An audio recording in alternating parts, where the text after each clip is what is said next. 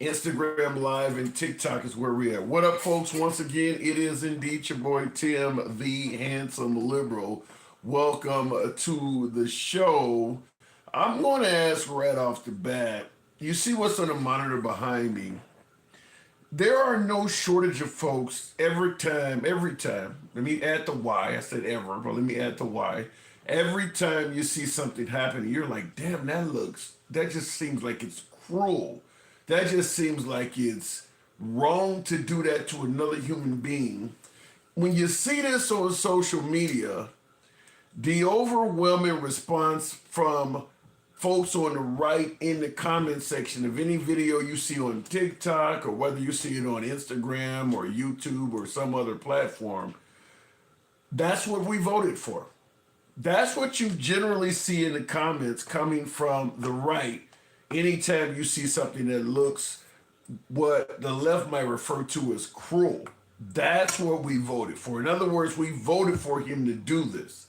So what I want to ask you folks right off the bat is, did we indeed vote for cruelty? You see the monitor behind me states, cruelty is the point.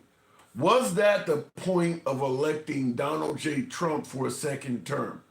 We need a president to get in there, and whether it's secure this great nation, whether it's secure the border, whether it is to correct the trade imbalance, we need somebody that's going to go in there and do some cruel shit to get things back on track.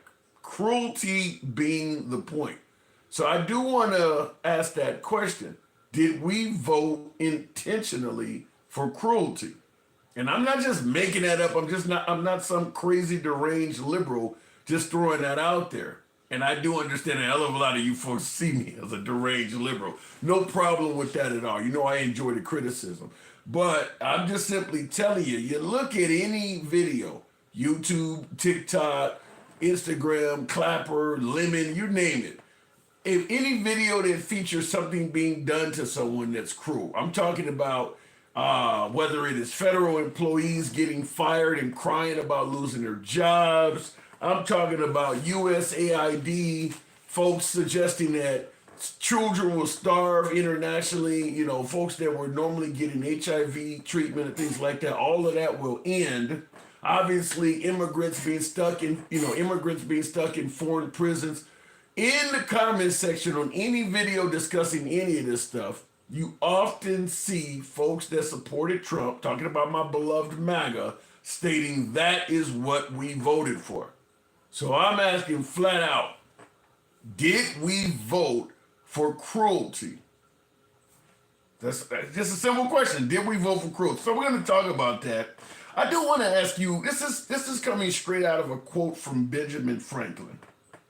The quote is, better to let 100 guilty men go free than to let one innocent person suffer. Now, I'm going to split that statement up in two halves.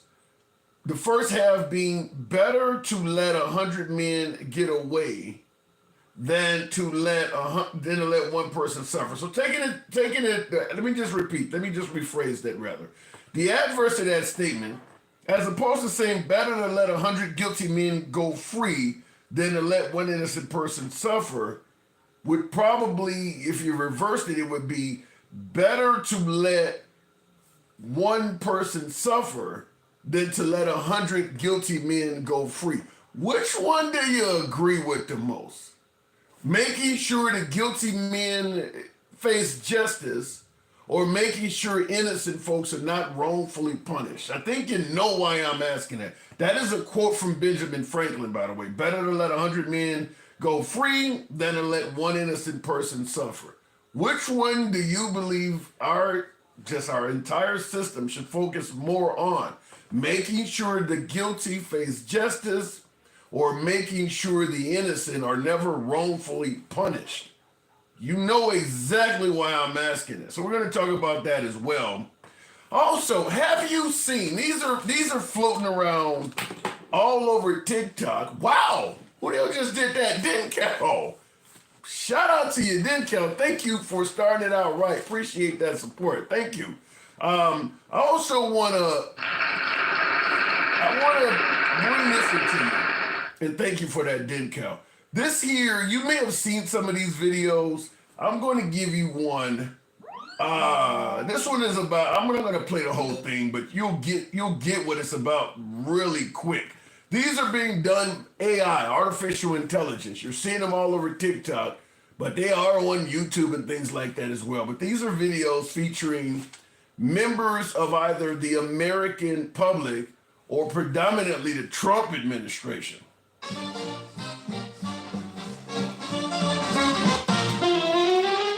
Remember the good old days when kids held jobs? When a work ethic was something we learned young? Before the left crippled us with regulations saying we can't do this and we can't do that. And when a salary was your real allowance. We got soft people, too soft and too woke. Mister, can we get down now? Please. That's why I am introducing the SWEAT Act, Small Workers Earning Adult Treasure. Thanks to Florida Republicans, kids can finally work like they used to. All those fun and undesirable low-wage jobs, they are open now. Smell that? That's the sweet smell of success. 10-hour shifts. Love it. No more bedtime. There's a shift to cover. It's time for kids to be domestics. Or how about No more bedtime. There's a shift to cover. Now, this video is about 2 minutes long, but you've probably seen these sweatshop videos all over TikTok in particular, because they're coming out of China, by the way. They're coming out of China. I'm gonna ask you flat out, and I'll play this one here featuring MAGA, but I won't have to. I'll turn the sound down. We'll talk right over it, but this also features a bunch of MAGA hat-wearing factory workers working in a sweatshop as well. I want to ask you folks, is it wrong for China to literally troll President Trump? Now, I'm going to assume we're probably going to lose TikTok at the end of that extension, whatever the hell it is, because it's pretty clear China is not buying into Trump's bluff. They clearly are not afraid of President Trump. Not only did they not bend to any of his tariffs, they're now trolling him online, posting videos like this, starting to show American workers in sweatshops. You just seen the previous one featuring children doing all sorts of jobs with President Trump promoting putting kids to work. So that is what we're talking about here. Is it wrong for China to do these videos and troll our commander-in-chief? So we'll talk about that. Last but not least, we're going to go into Garcia again. You already know, what is it, Armando Garcia, whatever I can't think of his first name again. But you know who I'm talking about. The immigrant that's making all the news. He's the one that's down in the notorious Supermax prison down there in El Salvador. I'm asking a simple question. Why the hell won't we bring this guy back? Remember, we're talking about cruelty. Why won't we bring this guy back when we're admitting that he was sent there by mistake? I mean, I don't think there's anyone here, and maybe I'm wrong, you can certainly tell me in the comments if that's the case, but I don't think there's anyone here that truly believes that a master negotiator, an alleged master negotiator like President Trump cannot get this guy back. Because that's what we're being told. Excuse me. We're being told that he's been deported and we have no way to retrieve him. And Trump is telling us that while literally sitting next to the guy. Kilmar Garcia, is that what it is? Kilmar Garcia, is that what the name is? I want to make sure because I don't want to butcher his name. I know there's a middle name to it, but we'll just go with Kilmar Garcia. But Trump is saying he can't get the guy back. Is there anybody that actually believes that? Anybody believes that? Trump is an alleged master negotiator. He's brought folks back from North Korea. He's brought folks back from Russia. And we have a much better relationship diplomatic-wise with El Salvador. But he's telling us he cannot get this guy back. Is there anyone that believes that? And we'll certainly go into a negotiation on whether or not you think this guy is alive to begin with. So that is what our program is going to cover tonight. You know we don't block, ban, or censor. We are MAGA friendly, been that way since day one, always will remain so. We go left of Bernie Sanders till I'm having a dinner with Q. Everyone gets to speak. You can be critical of anyone on the program, including yours truly. That's how free speech works. So looking straight in the comments, and by the way, feel free to start tapping the screen. And if you want, share it live. I'd appreciate that. Looking right off in the comments, why not? We've been profiting off of China's sweatshops for years. Well, so what are you suggesting, that it's okay for China to troll our commander-in-chief? Kilmar is dead, says K.O. Surge. So you do believe he's deceased? Kilmar is dead.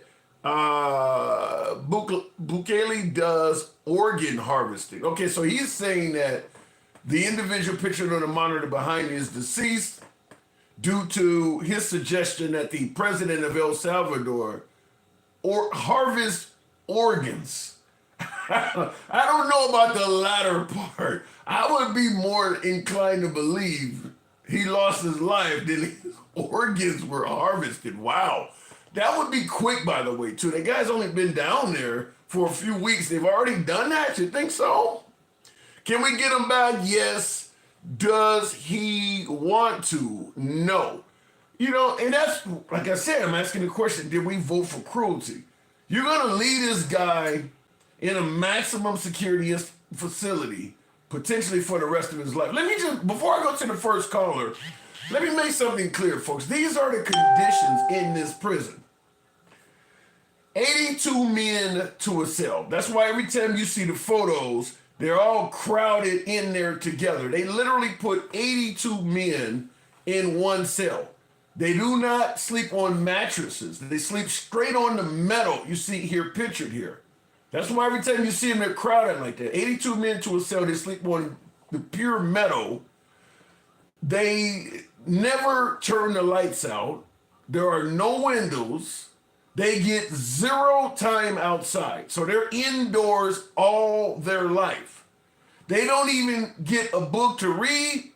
And according to what I've read, they're not allowed to really talk to each other either. So it's like a zombie processing factory. No books, no time outside, no mattresses, none of that. None of that at all. And they likely will never get out, probably due to the fact that they are completely out of their fucking minds and mentally ill, and certainly far more of a danger to society coming out than they probably would have been going in. Now, this guy entered America illegally. We're talking about Garcia. Entered America illegally, but that does appear to be his only crime. He has no criminal history in El Salvador or America. And we sent him into that environment. And we have the ability to get him out, and we're choosing to leave him in. I'm asking once again before I start taking the callers, did we vote for cruelty? Because there's a hell of a lot of MAGA that want him to stay there. Going straight to the box will bring up the one and only gangster, really gangster grandma. Starting out, good evening, welcome to the program. Did we vote for cruelty? What say you? Hey. Yeah, no, I didn't vote for that shit. No, I did it. I'm on the right side of history. The maggots did. The maggots are about racist and stuff. They don't want his ass back because they know he's racist. He's a racist piece of shit. They don't want no brown people here. That kid, he came here when he was a kid. He had no criminal history, none. Yeah, he came here in 2011 at age 16. And yeah, I mean, he's been here since 2011, so he's been here for 14 years, and he has no criminal history over all of that time. None. Yet they're calling him, not only are they calling him a gangbanger, they're referring to him as a terrorist. Okay, let me tell you, the maggots, if you're not white tea, and you're not, the coonettes, the black maggots, they want to be white so bad. If you're not one of them, honey, you're the enemy. You're the enemy, you know what I mean? So you're suggesting that MAGA sees all non-whites as the enemy? Yeah. Why do you think why do you think so bad? Why do you think that they're not trying to get that kid back? Well, MAGA suggests that they're okay with immigrants. They just want you to come here legally.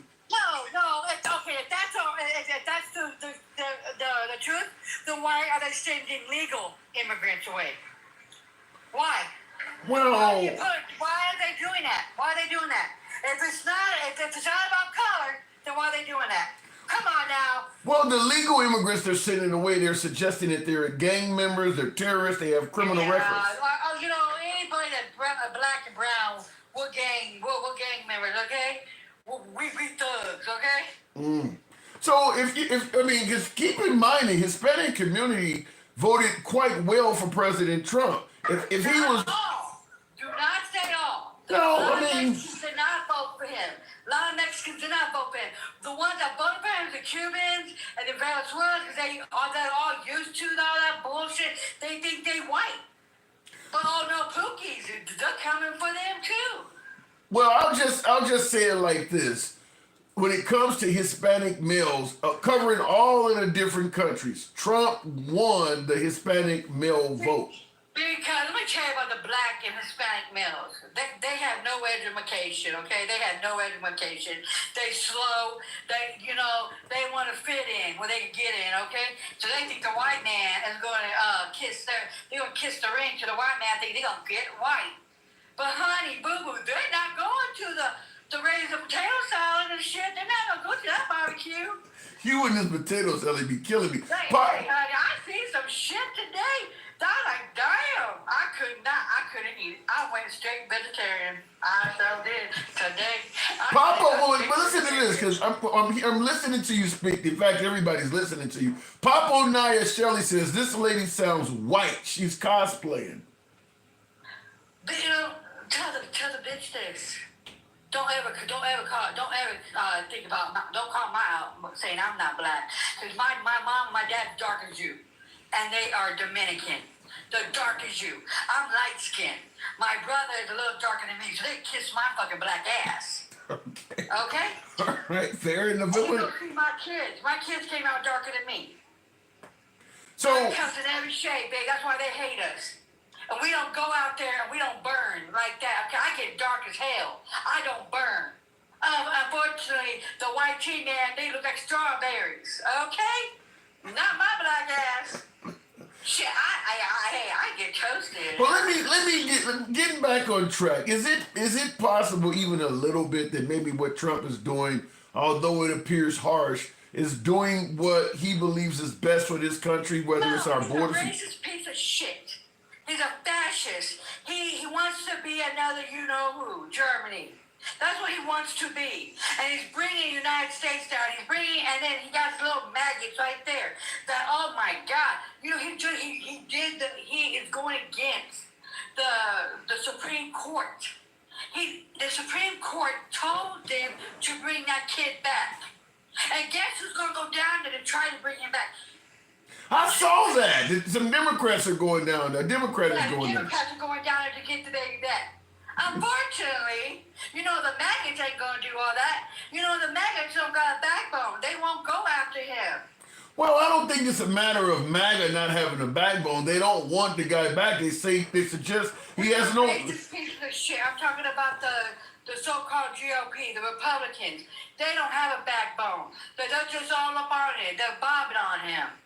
Well, he does. Well, officially, he does not have a legal right to be in this country, though. He was going for asylum. He had asylum. Yes, he did have every legal right. Yes, he did. Okay, he has every legal right to claim and file an asylum case. He doesn't Yes, have. he did. Okay, And that's. he was doing it. He had a lawyer and everything. He was doing everything he was supposed to. So you know what? You know what will get me? Why don't we send the white tea people back? Why don't we send these sorry asses back? They're the ones that came to this country, gave the Native Americans all kinds of diseases, and slaughtered their asses. Why do you think why do you think that the Native Americans don't celebrate Thanksgiving? Because they got slaughtered by these sorry asses. Why don't we send their white tea asses back? Because this ain't their damn country. Yeah. But you do understand now that we are in control of this country, we have the right to reject. Who is we? Who is we? You and I. Oh, your black ass ain't in control. It's the white tea man. The little, you know, I can't say his name, that he's the one that's trying to control. And I'm so proud of Charlie, man. I am so proud of Charlie. I said, fuck you, fuck anything about you. I'm coming for that ass. And they're trolling him. They took Bowen, the plane and stuff. They took their parts and stuff. They're telling him to go fuck himself with his own little people. Are you, wait, gangster grandma, it almost sounds, and let me know if I'm wrong on this, but it almost sounds like your hatred of Trump is so strong you would rather root for a foreign country than your own leader. I root for anybody that goes against that motherfucker. Yeah, I sure will. You know what? He's doing everything fucked up. You do realize... If he didn't do all this bullshit, then I'd be cool beans. You do realize what you're doing is kind of like a mental case of treason. You're rooting for other nations over your own. You do. That's not what he's doing to us. He's sending people to foreign fucking countries that don't deserve it. He wants to send our fucking asses over there. Did you hear what he said? He said he wanted to deport United States Americans. And let me tell you something. And I'm telling everybody this. If you think you're fucking safe, you're not. They did it to the Japanese Americans. They blocked their asses up. What you mean they won't do it to us again? Well, he did say he's talking about very violent American criminals. Well, you know what? That kid wasn't violent. Look what he did to him. Well, he said... Fucking say. Well, he is saying that Garcia is a terrorist, though. People can say what the fuck. They can call me I don't know. They can call me a bluey. A crip, okay? They can call me a crip. They have to prove the shit, bitch. I'll do a crip walk on front of your ass. Yeah, prove that I'm a crip. Okay, so you're stating that you believe Trump might actually be willing to send Americans elsewhere with no proof. Duh. He wants to be a fucking, what is that shit called? He wants to be a dictator. He told us from the fucking beginning he was going to be a damn dictator. But you know what, the little maggots, oh, he's not going to do that. Oh, the prices of eggs is going to go lower. The gas is going to go lower. Our groceries going to go lower. No, bitch, look what he's doing. I got a lot of... Everybody. I hear your criticism, but I got a lot of folks who'll tell you right now, Trump 2.5... You don't fuck what MAGA gotta tell me. I'm talking... The proof is in the pudding. They're giving... And that's what I'm talking about, Gangsta Grandma. If you ask MAGA, Trump's performance so far is stellar. We're talking an A+ right now. So the all for the tariffs, 143. Do you know how much television's gonna cost? Do you know how much a car's gonna cost? I get that. Okay, hold on. Motherfuckers can't afford nothing. They bitch about cheese, for God's sake. I mean, I get the price of... I get the price of goods and services may go up some, but what about the notion that we've had a trade imbalance for decades and somebody had to do it? This is what the IQ of these motherfuckers are. The ones that they didn't tear up the shit out of us. We bought a lot from them. So it made our trade uneven. We took more from them than they took from us. So it made it look like it was bad, but it's not. See, people need to go do economics 101 or go do some kind of damn college. But these little motherfuckers don't know shit what they saying. No, they didn't tear some shit out of us. We're doing it now to them. No chance at all that Trump's tariffs may actually be good for America? For real? I mean, I'm just gonna, okay, let me just ask you flat out. Do you just blindly hate the man? You know, people say if he cured cancer, are you one of those who would hate him no matter what? I can't stand the man that's a racist. I can't stand the man that won't even own up to nothing he does. I can't stand him that he put C on fucking paperwork because he would have written to us black folks. He is a racist. He was born a racist. His daddy was a racist. He doesn't even know what being poor is. Fifi. Where does he have a been with a silver spoon in his fucking mouth? He got away with the shit. Now he let his little maggot thinking that he's God's gift to United States. He's his orange Jesus. And now look, what a fucked up situation. And a lot more people's gonna get hurt by it. I didn't sign up for this shit. A lot of people didn't sign up for it. And we'll go down with the Titanic along with all them asses.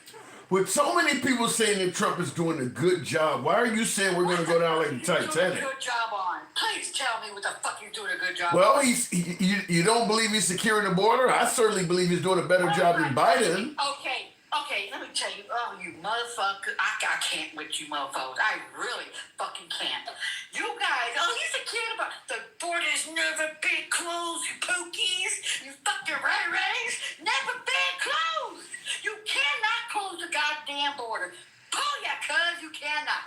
And then Biden, Sleepy Joe, had more encounters than he has. Okay? Yeah, because Okay, pookies? Biden had more encounters than Trump because people knew Biden was asleep at the wheel. They know Trump is awake. He caught their asses. He caught their asses and sent them fucking back. Read it up. I mean, don't Google is fucking free. That's a search engine. He took them. But you know what he did, though? He gave them the due process, okay? He sent their asses back to whatever fucking country they came from. But he did it with due process. Are you really suggesting that Biden did just as well at border security as Trump? He done better. Look at it. No one will. Because you guys are beefy to just show up Megan's ass, Pookie, but you don't see the real thing. He did more crossings. Let me tell you something. First of all, even the liberals don't believe what you just stated about Biden being better at the border than Trump. Look at the statistic every month. Every fucking month he had more border encounters than Donald Trump. If Donald Trump has less than border encounters, there's more people coming in without being caught. Biden had more. Go look the shit up. Google is free. Gangsta Grandma, I'll tell you this. Gangsta Grandma, even the immigrants themselves say that it was easier to get in under Biden than Trump. They're even saying that. Okay? You know what? Everybody blames Biden. Biden. This was going on since fucking damn Reagan and Clinton and all that. Get the fuck out of here. Both sides don't want to do shit. Well, you're right. It's been going on since Reagan and before. But guess who was doing something? But guess who was doing something about it right now? Number 47. Doing shit because why is the lower boarding crossings? Why is the lower boarding crossings? Why? Why is there? Because they're not doing it. I think that he don't really give a fuck. He just wants to bring all that he wants to do. Because you notice not one white tea person is getting deported. Russia's not getting deported. Only the Pakistanis, only the black Haitians, only who else? I will disagree with you because I did a video. There are a few whites that have been deported. It's nowhere. Oh my fucking God! You want a goddamn cookie? How about I send you a hat to calm down? I gotta move it on, but how about a MAGA hat? Hell no, you got me fucked up. I would never touch one of those little. Nah, you know, see, I'm not like you. You know, I'm not fake. I'm not thinking I'm gonna go up on their fucking lives and say, you know what, I respect you. You know what, we could come to some kind of agreement. No, bitch, they're fucking with our freedom, okay? Those little two clowns that you got in the background, they're fucking with our freedom. Wait. How is MAGA, as a U.S. citizen, how is MAGA, quote unquote, fucking with your freedom? In what way? Well, are you fucking serious? Are you fucking serious? I'm just trying to get clarity. Look what they're doing. Look, the only school that's going head to head is Harvard. They're trying to take everything out of the fucking system, the school. Oh no, God fucking forbid the white tea motherfucking kids learn about slavery. Oh my fucking God. You know what? If a damn white tea kid feels fucking bad because those fucking sorry ass ancestors did that, give them a goddamn fucking cookie. Okay? Give them a fucking cookie. They came and they slaughtered the Native Americans, okay? Give them a goddamn cookie. They don't want the white tea kids or anybody to feel so bad to what their ancestors did. Well, you should have told the goddamn ancestors to leave that shit alone, okay? All right. I gotta move it on, but you being fucking real. I gotta move it. Speaking of being real, Mr. Realistic in the comments says, I think I want to date Grant Gangsta. I love a crazy woman. Let me tell you, I'm being honest to God. You say I hate white people. I don't. I hate the maggots. I don't even like the brown white tea. I don't like them because they want to get close to white and so goddamn bad that they're gonna suck his damn ding-a-lingy and thinking they're gonna be white. Okay, I don't like the black niggas, but my dad's a fucking black man, and I can't stand they sorry asses because they're fucking sellouts. They sold us and threw us on a damn fucking bus. So no, I don't like none of these fucking sorry asses. I don't give a damn what color they is. They're a maggot, they're a fucking maggot. They ain't going to my damn barbecue. So I know how to season my damn fucking food with. I don't put no damn raisins in my damn potato salad. You feel what I'm saying? I'm not spoiled ass mayonnaise neither. I ain't no damn saltine. Over here, talking shit about my fucking ass. Gangsta grandma, you don't, you never, But you know what though? This is my last thing. Please, let me tell you something. You gotta stand up to those sorry asses. Because you know why? They threw all of us underneath the fucking bus. We got 4 fucking years of this shit. We not even make it for the fucking 4 years. People thinking these tariffs are gonna be good. No, they're gonna bring us fucking down. The Depression was not good. I agree. All right, Gangsta grandma, I do gotta move it on. I got to roll a blunt. But you have a good night. You They too. can't afford that. Wow. You have a good one. You too. Wow. I almost need to have, I need to wipe the sweat off. She makes me work. I enjoy talking to Gangsta grandma, but she don't take it easy on me at all, as you may have seen. Looking in the comments real quick, Will G says, Biden deported more people than Trump. I don't see any issue with that, but the fact is a lot more people came under the Biden administration than Trump. So I would assume there would have been more people to deport than Trump. But I don't think, because Trump is going in the country and sending people out. Biden wasn't doing that. When you say that Biden deported more people than Trump, I'm assuming it's people probably getting turned away at the border. Correct me if I'm wrong on that, but I believe it's probably people getting turned away at the border. I don't think the Biden administration was going into the major cities and literally arresting people and kicking them out like Trump did, like Trump has been doing so far. I think that Trump will surpass that. Also, too, I'm assuming when you're comparing Biden to Trump, you're comparing their first terms.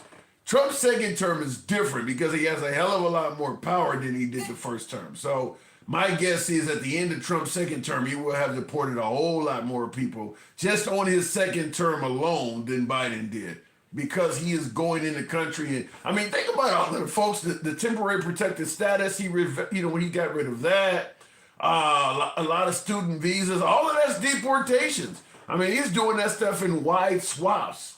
You're talking hundreds of thousands of people being done at one time. So he certainly is going to surpass Biden probably this second go round. Anyhow, tap the screen, get the likes on up to 50,000, THOU. You know what we always say. I'm asking that question flat out. Did we vote for cruelty? We got a man down in El Salvador. Now, he's not an American. I'm not going to pretend like he is.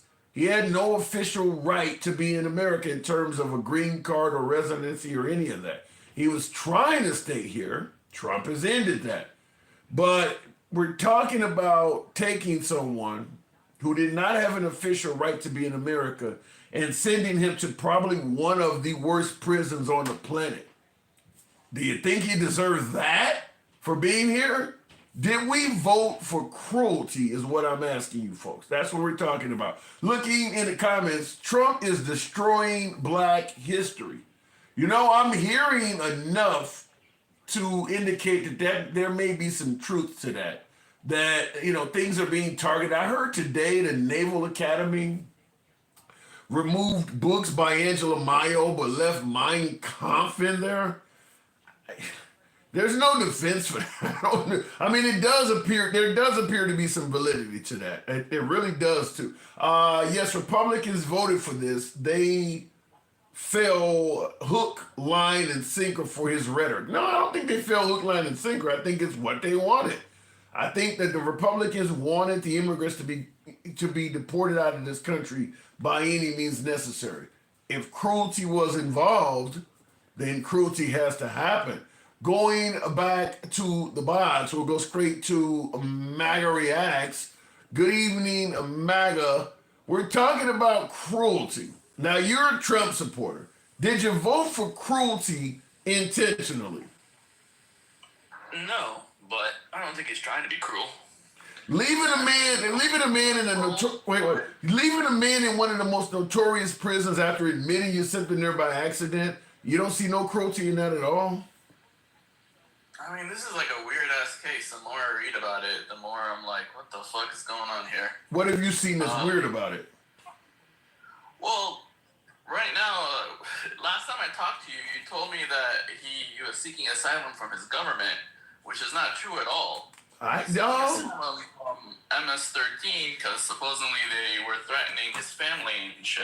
Yeah, he's seeking asylum from his country, not his government. He doesn't want to go back to El Salvador because MS-13, the gang that they're claiming he's part of, was threatening to take his life. That's what he's seeking asylum for. Now, his asylum claim was denied, but somehow, due to Trump, he's in one of the most notorious prisons. Why is there so many MAGA that favors leaving him in that prison? I honestly don't favor that part. I think he should be released in El Salvador, but keep him in El Salvador. I don't even know why El Salvador is keeping one of their own citizens in prison if he hasn't committed any crime. So That's what we're talking. That's why we're talking. That's why we're talking cruelty, MAGA. I mean, you're talking a prison where El Salvador being cruel, not us. Well, they're citizen. Yeah, El Salvador is being cruel, not us. But if we're sending people to that prison, and Trump is joking around about even sending American criminals there as well, how are we not involved in the cruelty?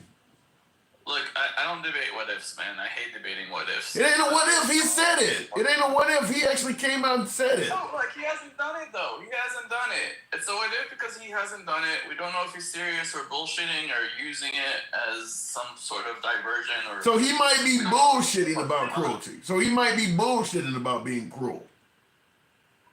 I mean, he bullshits about being cruel all the time. I mean, if he hasn't done, like... Give me another example. The shit the left claim he wants to do. Give me another example of how he bullshitted about being cruel.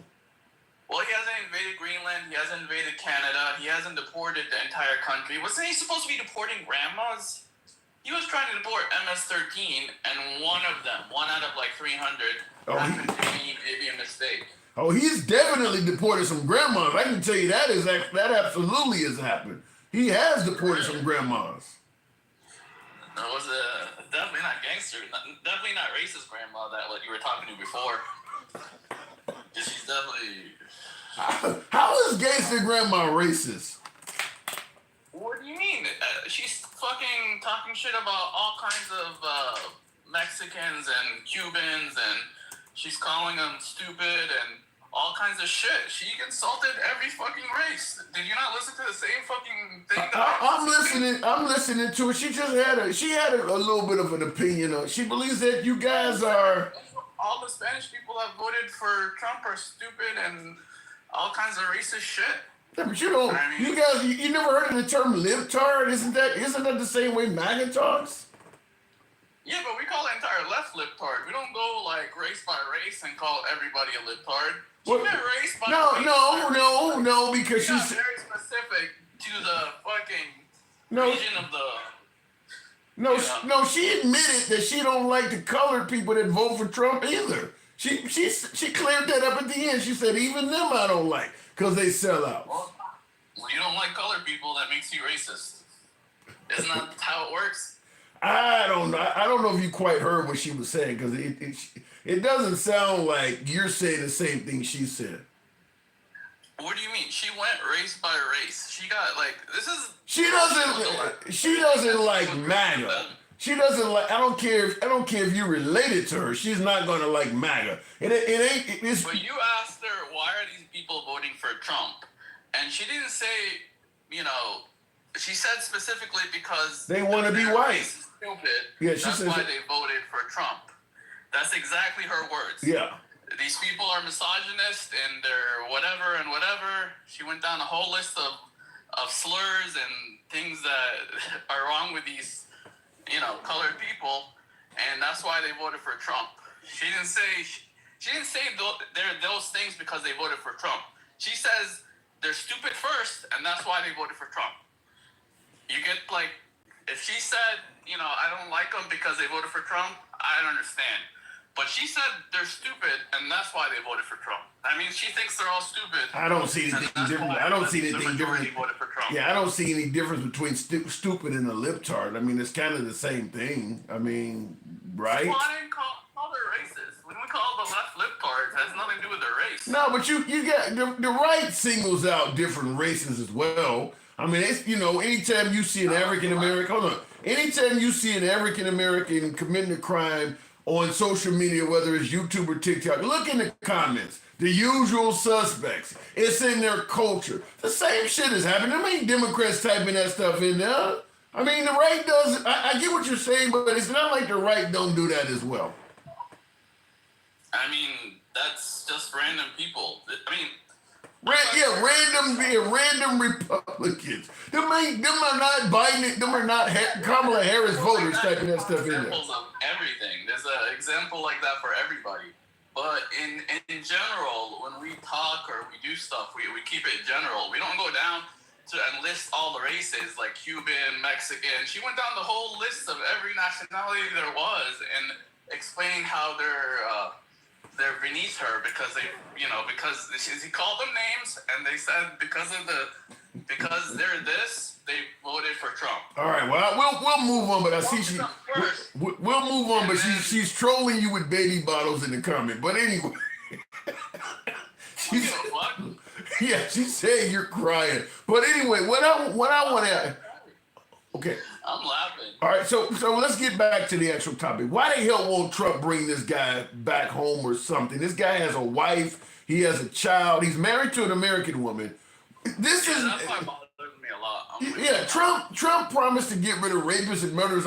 Why? This is not the poster child for the people he claimed that we needed to get out of this country. This guy has even his union speaking up, stating that this is a working man. He's in a union. He's been here since he was 16, he's 30, and he has no criminal history. He does not fit any of the narrative in terms of poison in the blood of this country and vermin. He's not that.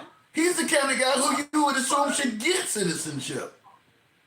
Yeah, I'm surprised why doesn't he have his citizenship if he's married to an American?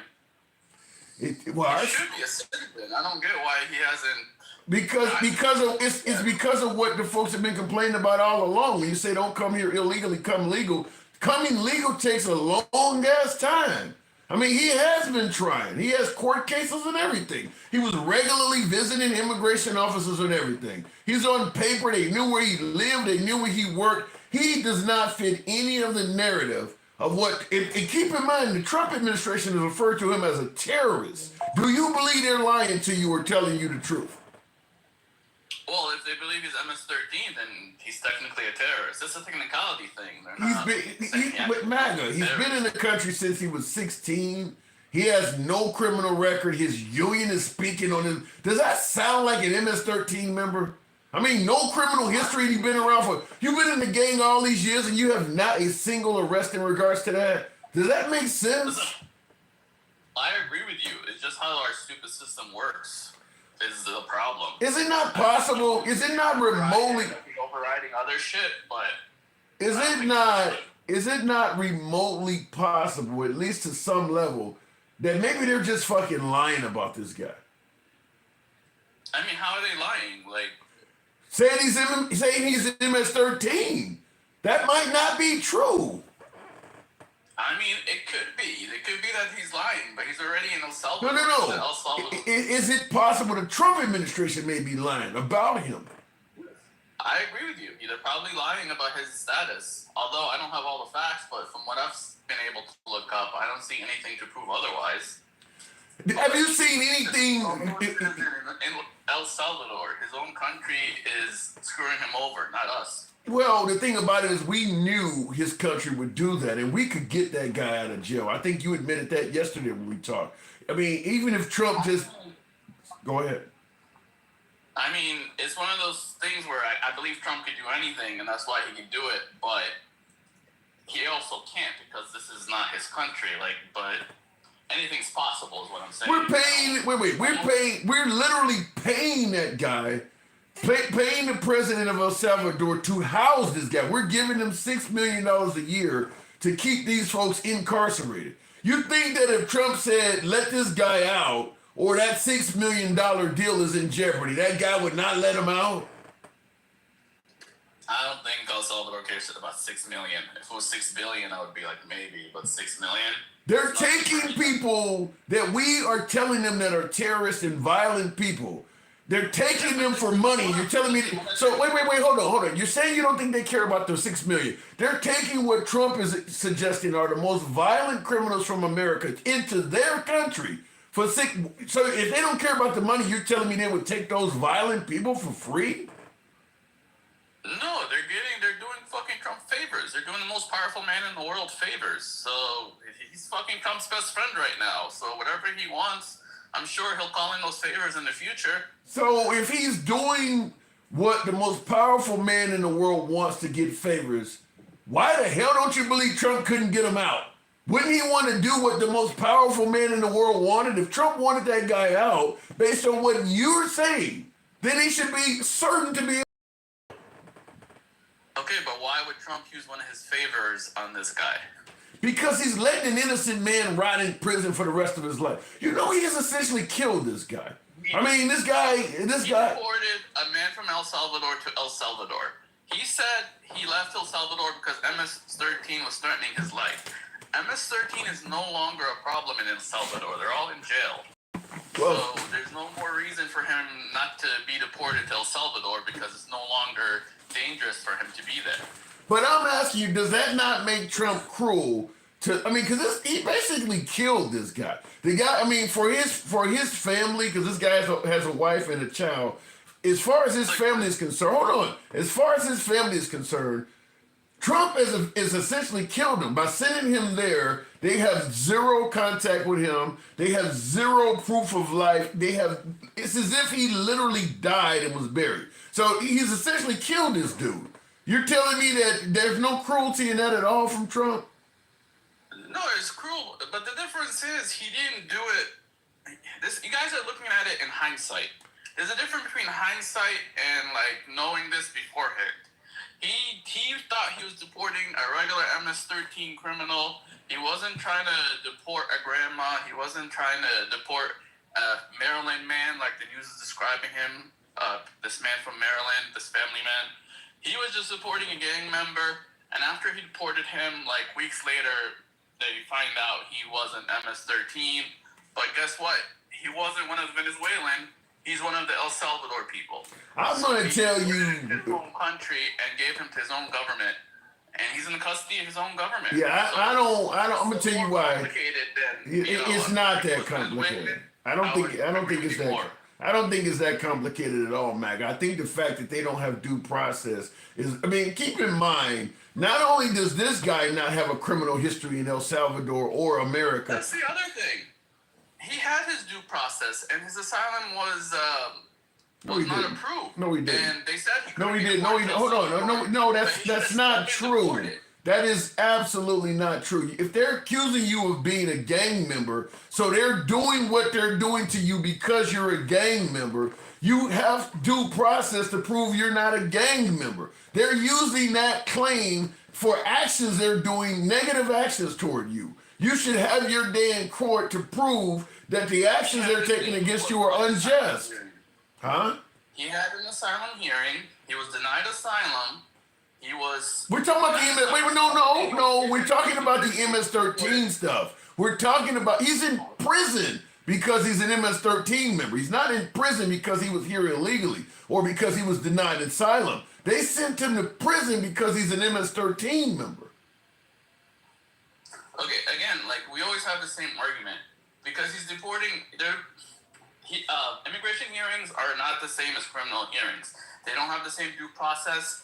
They don't have the same burden of proof. The government barely has to do anything. You have the burden of proof in an immigration hearing. So you have to prove to the government How? you're not MS-13. How? All the way around. How do you prove it if they don't give you a day in court? If they show up to your house at 3 a.m. and put you on a plane... Well, you had his day in court in 2019. He was supposed to be deported just like That's El not Salvador. true. He was supposed to be deported to another country. He did But not. instead, they let him stay here. We're talking about the claim that this guy is a terror. He's on the terror watch list. You do realize that. He does not have due process for that. He was not on the terror watch list in 2019. You're talking about something different. MS-13 wasn't a terrorist organization in 2019. Right. So does he not deserve the right to prove he's not MS-13? again, you're convoluting. It's a simple question. Does he have the right? He was supposed to be deported. We're talking about him as 13. Okay. We're talking about the claim that he's a gang member. Does he? Hold on, you didn't answer the question. Does he not get the right to prove he's not a terrorist? But to who? Why? Because you're taking action against him as well. Back in 2019, he was supposed to be deported in 2019. This MS-13 and this prison shit is a distraction more than anything. He was supposed to be deported in 2019 when his asylum was rejected. The only thing the judge said is don't deport him to El Salvador. So you could have deported him to Mexico or anywhere else. Okay. And they let him roam. They let him go and stay in the country because, you know. Okay. So then I'm going to ask you, knowing that you mistakenly deported the guy to El Salvador and he's rotting in a prison, should Trump do anything to try to get him out? Well, even that order no longer applies because his... That ain't what I'm asking you. That is not what I'm asking you. Now that we know, and the Trump administration is admitting, and you admitted he wasn't supposed to be sent to El Salvador, so we're admitting they made a mistake, at least in terms of the country they sent him to. He's in prison due to that mistake. Should Trump have an obligation to try to get him out of prison? No, because he's not an American citizen. So make no effort at all. You know you made a mistake, just let him rot in prison. I would do it for political points, but I think it's politically better. I don't know why Trump thinks it's politically better to keep this man out. Maybe he wants this argument to be had. Maybe he wants it as a distraction. Maybe he wants it as a, what's that word I keep using? You know, as a, I can't think of the word right now. The only word I see is cruel. Other people to not fucking come here. So he's using that. He's gonna sacrifice this man's life as a deterrent. Yeah, I don't know. I don't think his own country is gonna kill him. I mean, if it would be easier if they killed all those people, but they keep him in prison. I gotta move on, but let me make it clear to you. He's in a prison where there are 80 men to a cell. They sleep on metal. They don't sleep on a mattress at all. They don't get any. They don't get any outdoor time. There are no windows. The lights stay on for 24 hours a day. They can't even talk to each other, and they don't even get a book to read. So they're just standing there like zombies indefinitely. When you say you don't think he's going to be in there forever, or you don't, how long could you take that before you out of your fucking mind? I wouldn't take it for long. I wouldn't last a minute in that prison.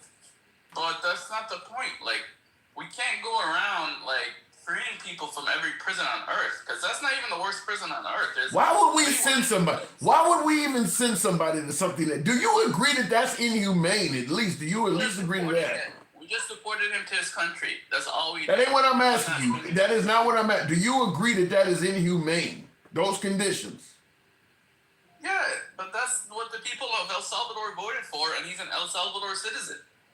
Didn't we? Yeah, but if we're sending hundreds of people to that environment, and keep in mind, most of the people we sent to that country are not from El Salvador.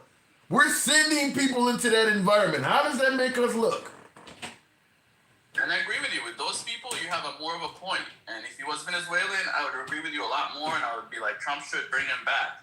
But because he's from that country, it's a lot more complicated, and that's why I don't think. I mean, I'm 50. So for the Venezuelans we're sitting there, at the end of the day, do you admit what Trump is doing is cruel? Yeah, for them it's cruel. Okay.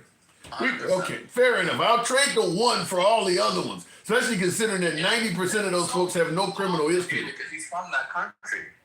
It makes it so complicated. It's just, I can't just agree with you. Well, even if you exclude the one guy, you admit it. Most of the rest of them, you admit it is cruel, and that's most of the people you sit down there are not from El Salvador. So you're admitting then that it is some cruelty involved in this, and MAGA seems to like the cruelty. Why the hell is that? I mean, even a normal deportation is cruel. I mean, that's not really much of a argument to be had. You think sending a Venezuela to a penal facility like that is kind of just like any other normal deportation? No, but all deportation is cruel. Is there levels to cruelty? All imprisonment is cruel. Is there levels to cruelty? What's up? Are there levels to cruelty? Yes. Okay. I gotta go. Well, you drive a hard bargain. I'll agree with you there. You know me, All I right. agree with a lot of shit, especially if I don't have a specific point to push back on. But, yeah. You put me through the ringer this time. I gotta move it on, though, MAGA. You know what's funny? Real quick. You literally had the same two conversations with Gangster Grandma and me as yesterday. I don't think there was a different word said between both of us. It was like it's similar, but there's some different words were said. I gotta go though. I gotta move it on. All right, looking in the comments, MAGA ain't shit. Says Will G. Says the sad thing is when it's time for payback and making things right again, the same Republicans that broke the guardrails will quickly put them back up and cry about the Constitution. That's a good point. Yeah, I do believe when they put a liberal in there again, it go right back to talking about how much they're in favor of the Constitution. You know, Sam, I will say this, in regards to some of this stuff that's happening, you could see a day come when some folks on the right either deny they were in favor of some of this stuff or pretend like it didn't happen. Because even my last caller, who I had to pull, it was like pulling teeth, but he is admitting that some of the stuff that Trump is doing is cruel. I mean, like I just stated, they're keeping them folks 82 men to a cell, making them sleep on the cold metal. They don't get any time outside at all. They don't turn the lights off 24 hours a day. The lights are constantly on. Can you imagine what that does to your sleep schedule and shit? It ain't like you can pull darkening curtains or something down. 24 hours a day, the light is on. You're not allowed to talk to each other. They don't even give them books to read. So there's zero entertainment. There's no yard time or anything. I mean, this is literally like a torture chamber. I can tell you for a fact that there will come a time when there are going to be some MAGA that do not want to ever admit they supported sending somebody to that.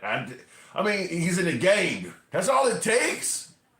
He's in a gang. I want to also submit to you that El Salvador, for all of the folks suggesting that country is now, Dencal, appreciate the hat and mustache, thank you. For all the folks that are now suggesting that country is crime free and all of that, probably so, but you know what I always say, the more power you give the government, you don't get rid of crime, you just switch who the criminals are. Guess who the criminals in El Salvador are? The correctional guards.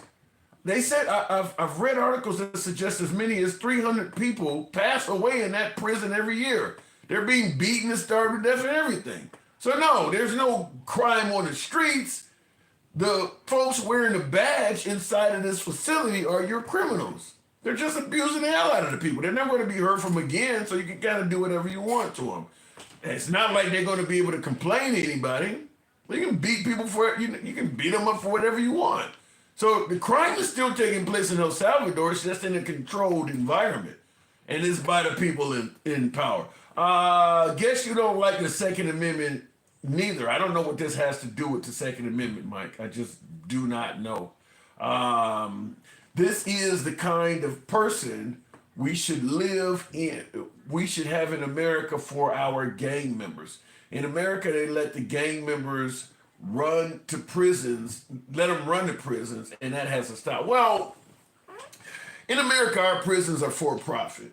And you are correct. I'll go to the next caller, but you are 100% correct. In America, we let gangs run to prisons. But a lot of that's due to making a profit. We're not, in our country, we're not trying to make prisons more civilized. We're not trying to produce inmates that get out and become become participating members of society. We're profiting off of incarceration in America. If you have a prison, let's say we're talking for-profit prisons here. Let's say you have prison stock or you own a prison. God forbid you actually own a prison. You don't want that empty. You're going to get government subsidies based on occupation. So you want as many inmates in there as you can get. So you're going to lobby to politicians to make more things felonies, to make sentences longer because you want more people being incarcerated. In our country, we profit from incarceration. So it should be logical that we have more people incarcerated in our country than most other countries per capita. Not just straight number wise, but even per capita, we have more people incarcerated because people are making money off of it. So when you talk about letting the gangs run the prison, yeah, because they want it to be violent inside. That gives all sorts of reasons to write you up, to extend your sentence, to make sure you're going to be an animal when you get out and likely to come back.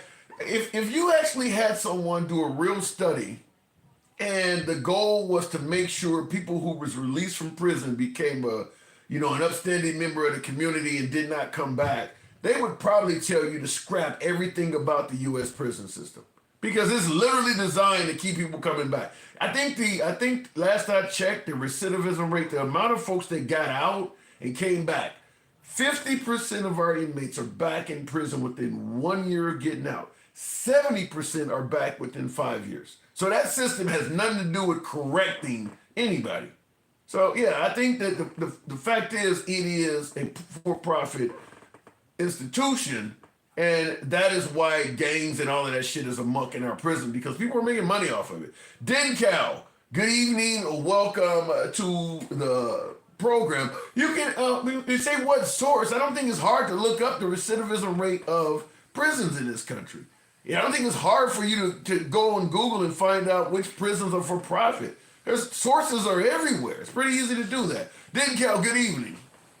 Good evening. Good evening. Hey, so I'm talking about voting for cruelty. My last caller really took me through the ringer for that. I mean, he did at the end admit, but I'm asking you, do you see where it appears that maybe MAGA voted for cruelty intentionally?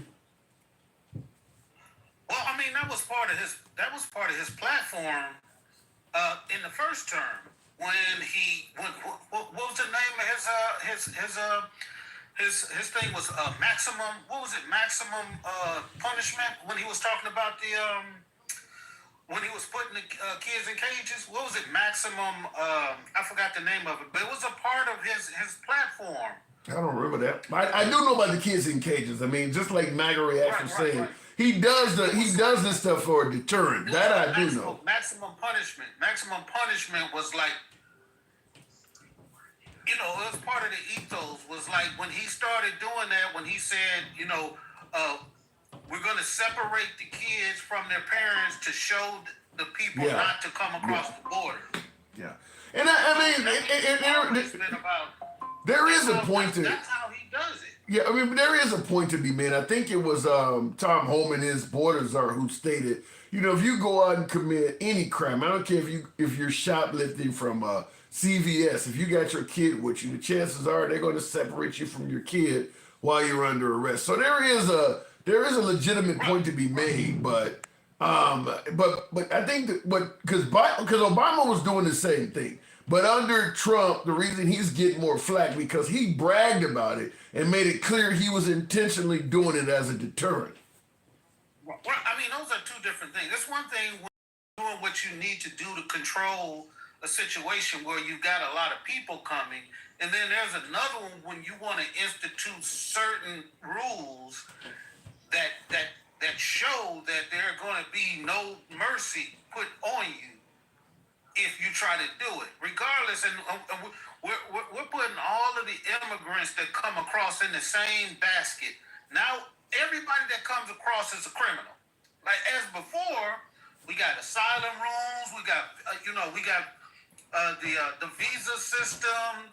We got all these different ways that you can come to the country. But now we're at a point where Donald Trump has made, if you come over here, unless you get the gold card, you are somehow a criminal. So what you're basically saying is he's almost essentially eradicated legal immigration. Right. And one thing I took a note of this, and I was going to say, because you were saying that, if we look at, after his 4 years, then maybe we might see that he put out just as many people as Biden did.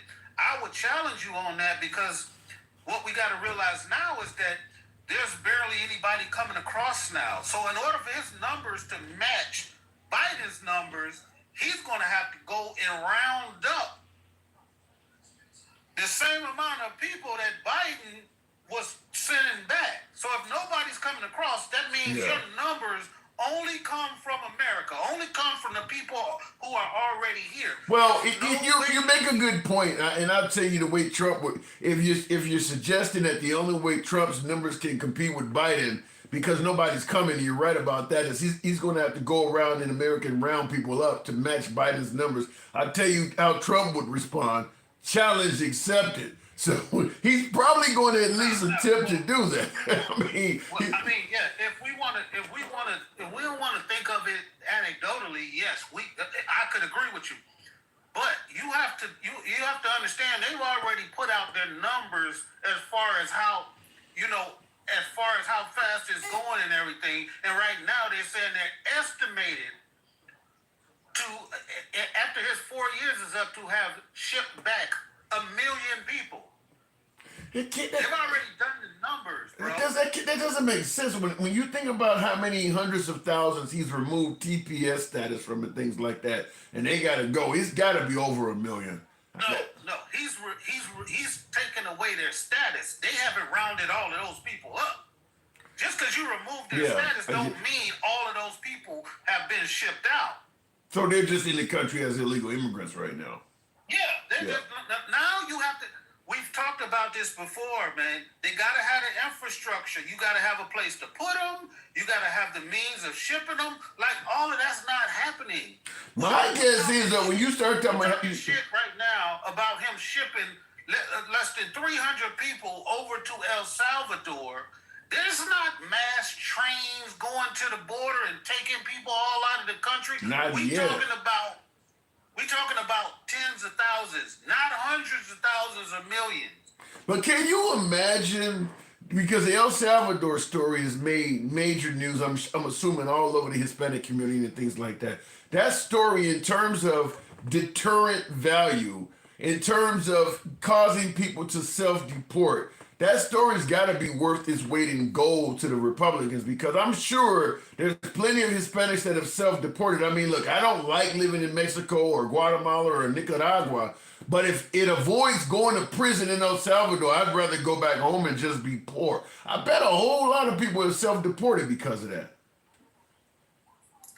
And that's why he just said the other day, we backing off of all of these people that work in the fields and doing all of this and that. Like, we can't have an honest conversation about this shit if we gonna give him all deference when it comes to what we think might be going on. But then when it comes to what's actually going on, then we have to say, like MAGA reacts, well, we don't, I know it's probably, maybe because something might be, because I don't really know. Dude. Well, I don't think there's any way around that, then, Cal, because we know that oftentimes information you get from the Trump administration is exaggerated, whether it's Elon Musk, waste, fraud, and abuse numbers. I mean, hell, even Trump's numbers about his weight and height coming from his doctor, everybody realizes there's some exaggeration there. So when you say we really don't know, I don't think there's any way to know, because they're exaggerating numbers on their behalf. So then why would you include that unknown in the conversation about what he's going to do or not do? Because you can't just throw it out. You can't just deny it. You can't just throw it out, but we can't use that as a metric to have an intelligent conversation about what's going on either. Like, we can't just be like, well, it's a whole bunch of people leaving on their own. No, that's not what. No, you don't think it's fair to suggest that whole El Salvador draconian prison thing is probably causing a lot of folks to self-deport? You think it's wrong to say that because you don't have the numbers? No, but I'm saying you can't include that in the conversation about how we're going to tally up whether his stuff is successful or not. All right. Okay. I wouldn't use it to tally up whether he's successful or not, but I do believe that that's certainly happening. I do feel. But we don't have. But we can also look at it and say we know damn well that millions of people ain't running back across the border to Mexico. We can say that, can't we? Most likely, yes, we can. Most likely that ain't happening. That is probably not happening. But hell, I don't. If he continues getting the right to send more and more people to that prison in El Salvador, you may get your millions. I mean, look, at the end of the day, like I said, I don't care if I'm living in Africa having to walk a mile with a bucket of water on my head to balance. I'd rather do that than be in that prison in El Salvador. So, I mean, yeah, so at some point, your thing is real. yeah, so at some point, it's going to be at some point, it is going to be a deterrent. If he keeps getting the right to send folks to this prison and he can just put any label on him he wants, that person's a terrorist, grandma's a gangster without having to prove it, yeah, people going to start saying, fuck it, I got to leave. Right.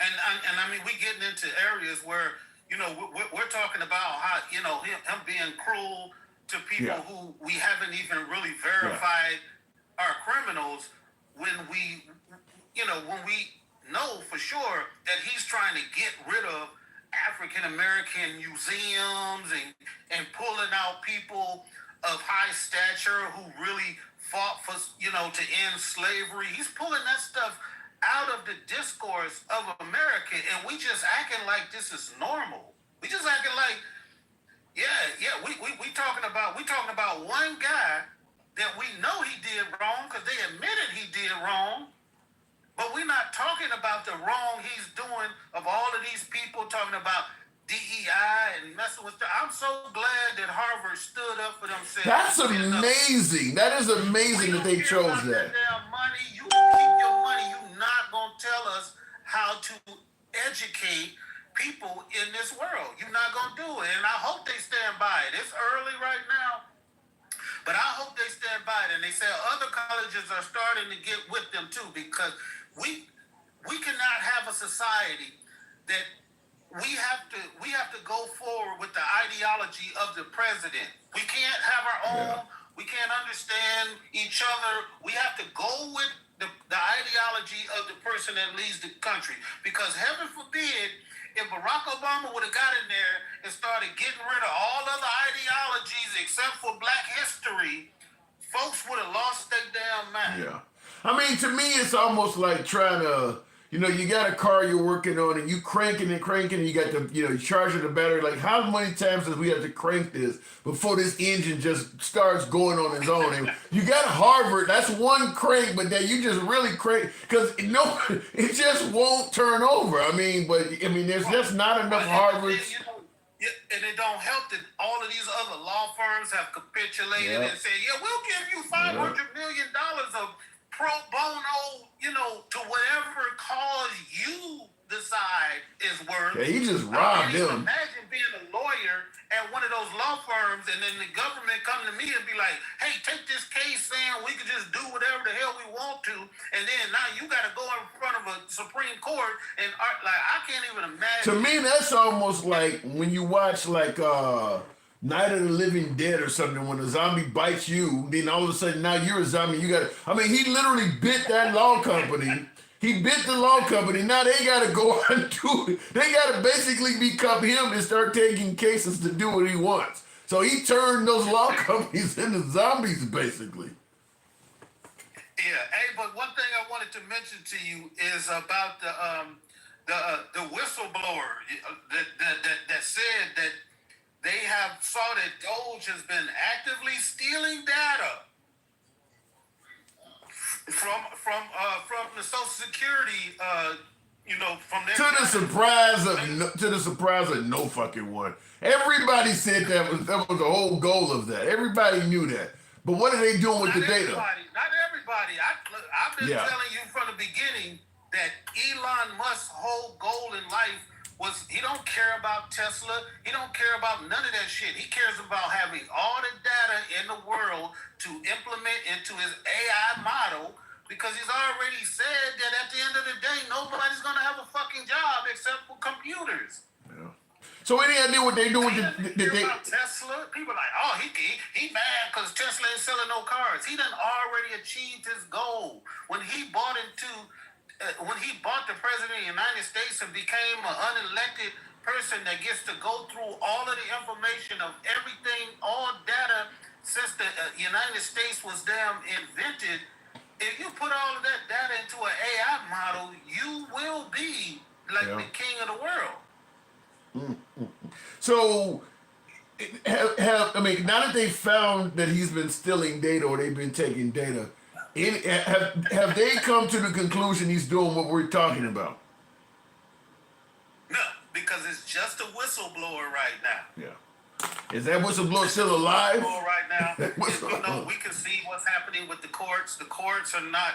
The courts. The judge today, she was pissed off, talking shit to the Trump lawyers and stuff, and then she's talking about, well, I told you to give me a daily update about what's going on with getting that man. They laughing at that judge.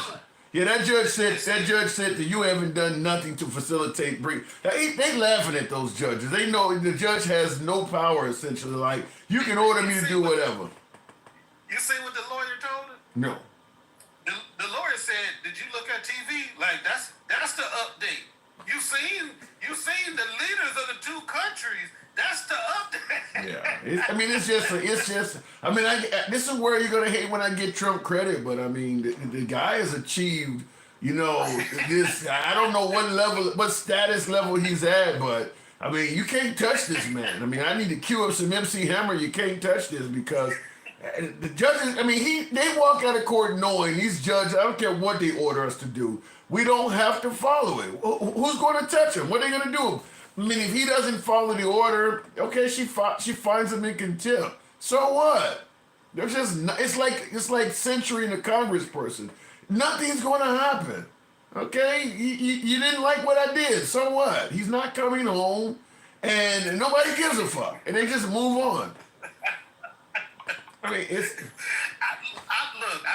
I struggle with say like giving him credit for that. I struggle with that. And you have a right to. You mean like that's like giving Schmittler credit for what I'm saying, reducing the population of the like that's not that's real bad. That's an accomplishment or not, especially when you got the people that are dealing with it. But one last thing I want to say before I go is I wanted to ask you what do you think about TikTok, man? What The minute the Chinese started ridiculing Trump on TikTok, they're not going to kid this tariff deal. I mean, he's going to you know, Trump is all about retribution and punishment. I mean, it's got to go. This will go too. I mean, but because of how Trump is, I mean, patent laws and all of this copyright shit, he may just create an American version of TikTok and just steal their shit. It ain't like he's got to adhere to the rules. I mean, he'll just bring them how they reverse patent our stuff. If that was the case, we wouldn't be having this conversation because he would have did it already. It's Give it time. Don't rule it out. But you see how they've been trolling. they've been trolling him, and now all of the manufacturers, they own TikTok now. Remember, before you never used to see real Chinese people on TikTok. But now you seeing people like they at the factories and shit, and they like, listen, don't worry about the tariffs. You can buy straight. You can buy direct. You can buy direct from the point. I think they're trying to prove that they're not Zelensky. They do have the cards, and they're trying to destroy that guy because I think they're smart enough to know they have access to our TikTok. And they know most of America does not approve of a lot of stuff he's doing. So he doesn't have the sentiment of a large portion of America even. Right, but also they haven't even used all of their cards yet. They're slowly rolling out the stuff to troll him, but they haven't even got to the point where they can roll out where they can say they're gonna stop us from getting rare earth minerals, which they only have in China, which is key to our military and our electronic, our whole system.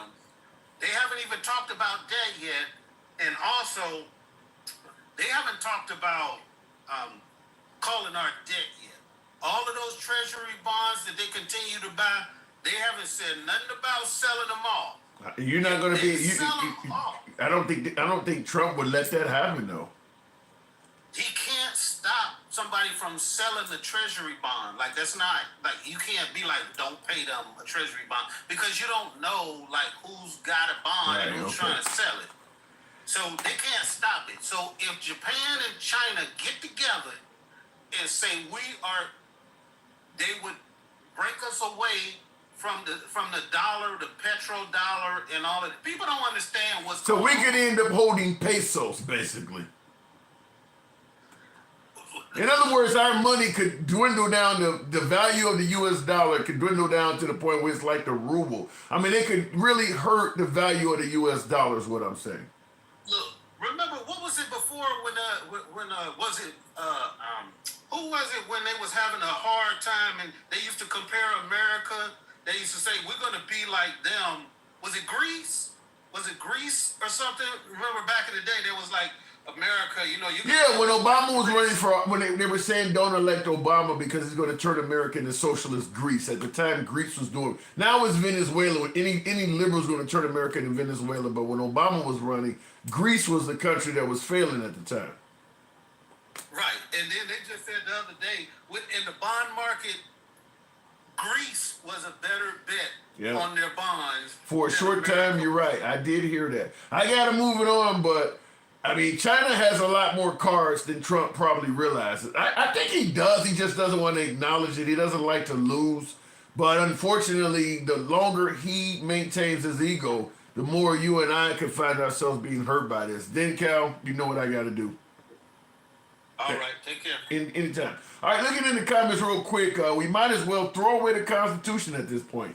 MAGA is officially domestic terrorists. Damn. I don't know about the domestic terrorist part quite yet, but I do believe that Trump is skirting the Constitution from a number of angles. I don't think Trump cares about the Constitution. I mean, when you're talking about throwing American convicts in El Salvador, you know, I'll just say this real quick. If I had a nickel for every time somebody said Trump was joking about something that later proved to not be a joke, I'd have a bunch of nickels laying around. Greenland is a perfect example. I had people on the show. He's joking about Greenland. How many times? You're not going to keep telling the same joke over and over again.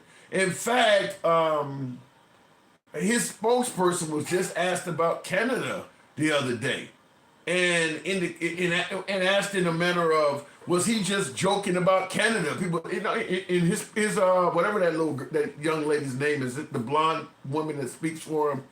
She stated, no, he's not joking about Canada either. So people tend to, in defense of Trump, to try to squelch some of the rumors that he's, you know, a threat to democracy or he's this kind of guy or that kind. He's just joking about it. Like I said, if I had a nickel for every time, you know, people said he was joking about something and it turned out, no, he actually meant it, I'd have a hell of a lot of nickels laying around. But looking in the comments, though, Will G says, once again, Trump ain't shit. You have to pay him to get in. That's that $5 million green card or whatever the hell he's offering. You can get in the country if you got $5 million. I'm okay with, you know, selling residency at that point because they wouldn't be investing in the U.S. economy. But I don't believe in, okay, you're going to get rid of the avenue for poor people to come and only wealthy people can come. That's when it starts to look like it's just a play for the rich. And then smelling like shit, Musk will proceed to put a chip in your brain. I thought Elon Musk was going back to Tesla. I thought they were going to kind of put the brakes on Elon Musk. You're telling me Elon Musk is still out there causing havoc, wreaking havoc? I did miss a super chat. Deltron says, haha, MAGA human cult pretzels voted for all of this. We're talking about voting for cruelty. I wanted to play a clip before I end up going back to the box. I just want to make sure I didn't miss any chats on YouTube horizontal. I don't think I did. Real quick, MAGA can explain how canceling medical or veterans benefits helps them scream fake news instead of having an actual conversation about it. Yeah, that's kind of the go-to.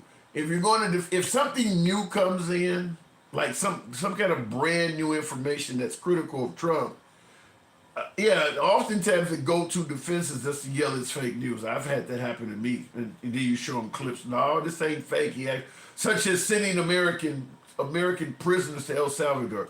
That would have absolutely been Democratic fear mongering if Trump wasn't caught on video saying that. You would have. Now, people were already saying that Trump might do something like that. Democrat fear mongering until you got video of it coming out of Trump's mouth. So it kind of goes down like that. But I do want to. We were talking about the sweatshop videos before I go back to the box on the next caller. This is what China is doing. Remember the good old days when kids held jobs? When a work ethic was something we learned young? Before the left crippled us with regulations saying we can't do this and we can't do that.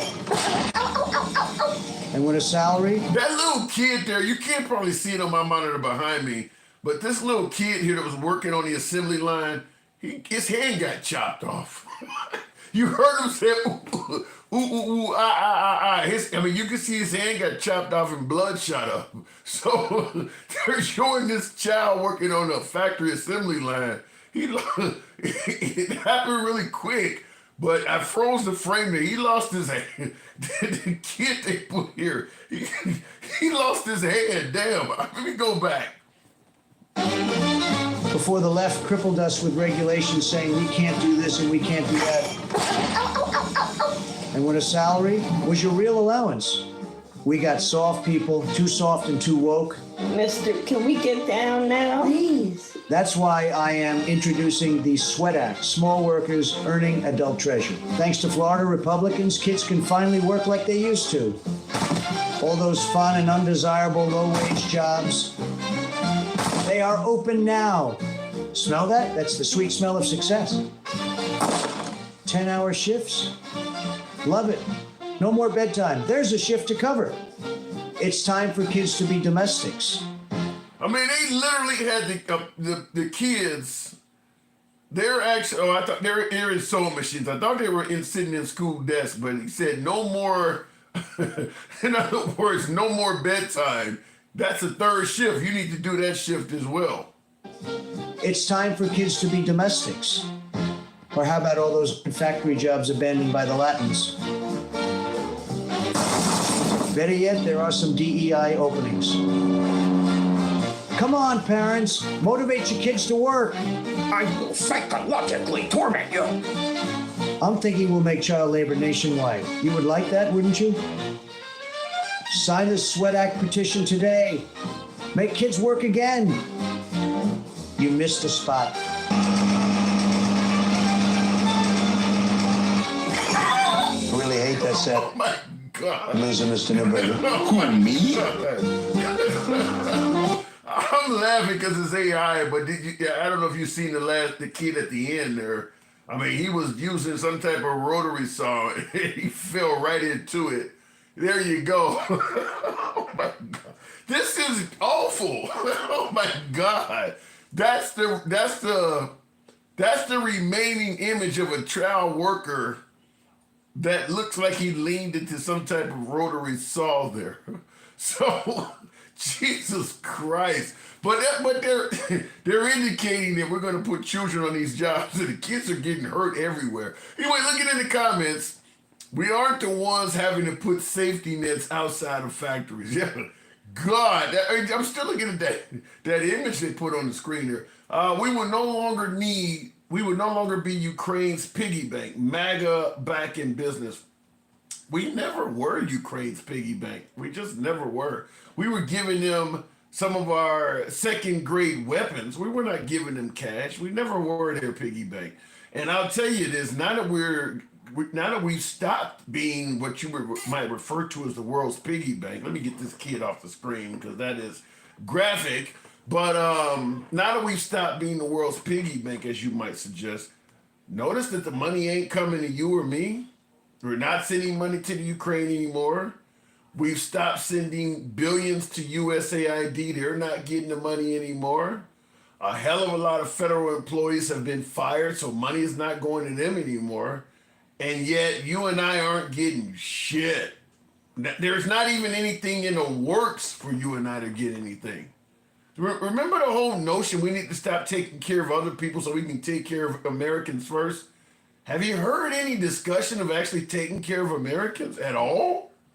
I'm sure you saw Charles Schwab on TV getting congratulated for making $2 billion in a single day. I'm sure you saw that. I mean, you got farmers that are complaining that they got rid of, subsidies from the U.S. Department of Agriculture. You got Americans getting hurt. I haven't seen anything about the part. When do we get to the point of taking care of Americans? Now that we've stopped sending money overseas, I haven't seen that. Let me know when that happens. Megan Boo says, "Are you sure this is not for Disney? Are you sure? Because this looks a lot more for Disney for Trump." LOL. I don't know what it's for, but I think it's trolling Trump with the child labor. I want to go back to the box, take the next caller, but real quick before I do, there's a video I wanted to discuss here. We'll go right to the box after this. Talk about not deporting grandmas. Video to our monitors shows the moment ICE agents smashed a car window and took a 51-year-old mother into custody. CBS News Baltimore's Tara Lynch spoke to the woman's daughter. No! Oh, You wouldn't think that you and your mom are going to work and suddenly they're taking your mom for no reason. On March 31st in Westminster, Karen Cruz Barrios says she and her mother, Elsie Barrios, were driving to work when law enforcement pulled up behind them. ICE agents approached the car, asked for IDs, and told Barrios to step out. That's when she asked for a search warrant. Elsie Barrios is currently seeking affirmative asylum after her attorney says she entered the United States in 2017 undocumented. Cruz Barrios says the agents did not give a warrant to her mother, so she refused to get out. That's when they broke the window and unlocked the car. no! I would understand if they had a search warrant or anything for her, then okay, then, you guys can, take her out or give it to her and she can step out. There was no need for them to do all that. Barrios stepped out and was arrested, processed, and detained. An ICE spokesperson tells WJZ that Barrios is an illegal alien, Salvadoran national, and known affiliate of MS-13. Her attorney says she's received no evidence of this. We have not. 51-year-old MS-13 member. Now, it sounds like she's here illegally. That there's obviously a point to be made there, but I want to tell you folks, you've heard cops often, when there's a controversial shooting, use the magic phrase, "I fear for my life." Saying that these people are members of Tren de Agua or MS-13 members is kind of the go-to phrase now to give folks the ability to do whatever they want. 51-year-old MS-13 member. How many 51-year-old female gang members have you ever even seen in your life? 51 years old, and they say she's an MS-13 member. That is literally insane. Going back to the bottom, I can't believe they would even say that for a 51-year-old. Bobo, good evening. Welcome to the program. Johnny 11, I'm with you on her breaking the immigration law, but this is the same thing with the other guy where they sent them down to El Salvador. Why not just stick to the truth? They have no legal right to be here. All of this MS-13 shit is just add-ons, and it does not appear to be factual. Bobo, good evening. Good evening. Hey, how are you? I'm doing good. I'm doing real good. So, did you see the video that was just played there? Yeah. Come on. Let's be realistic. Number one, I'm gonna start with the first kid that's down there in the Salvadorian prison, who's a father married to someone here in the U.S. And here's the part that they are leaving out. Taxpayer. Yeah. He is a taxpayer. Okay. Taxpayer.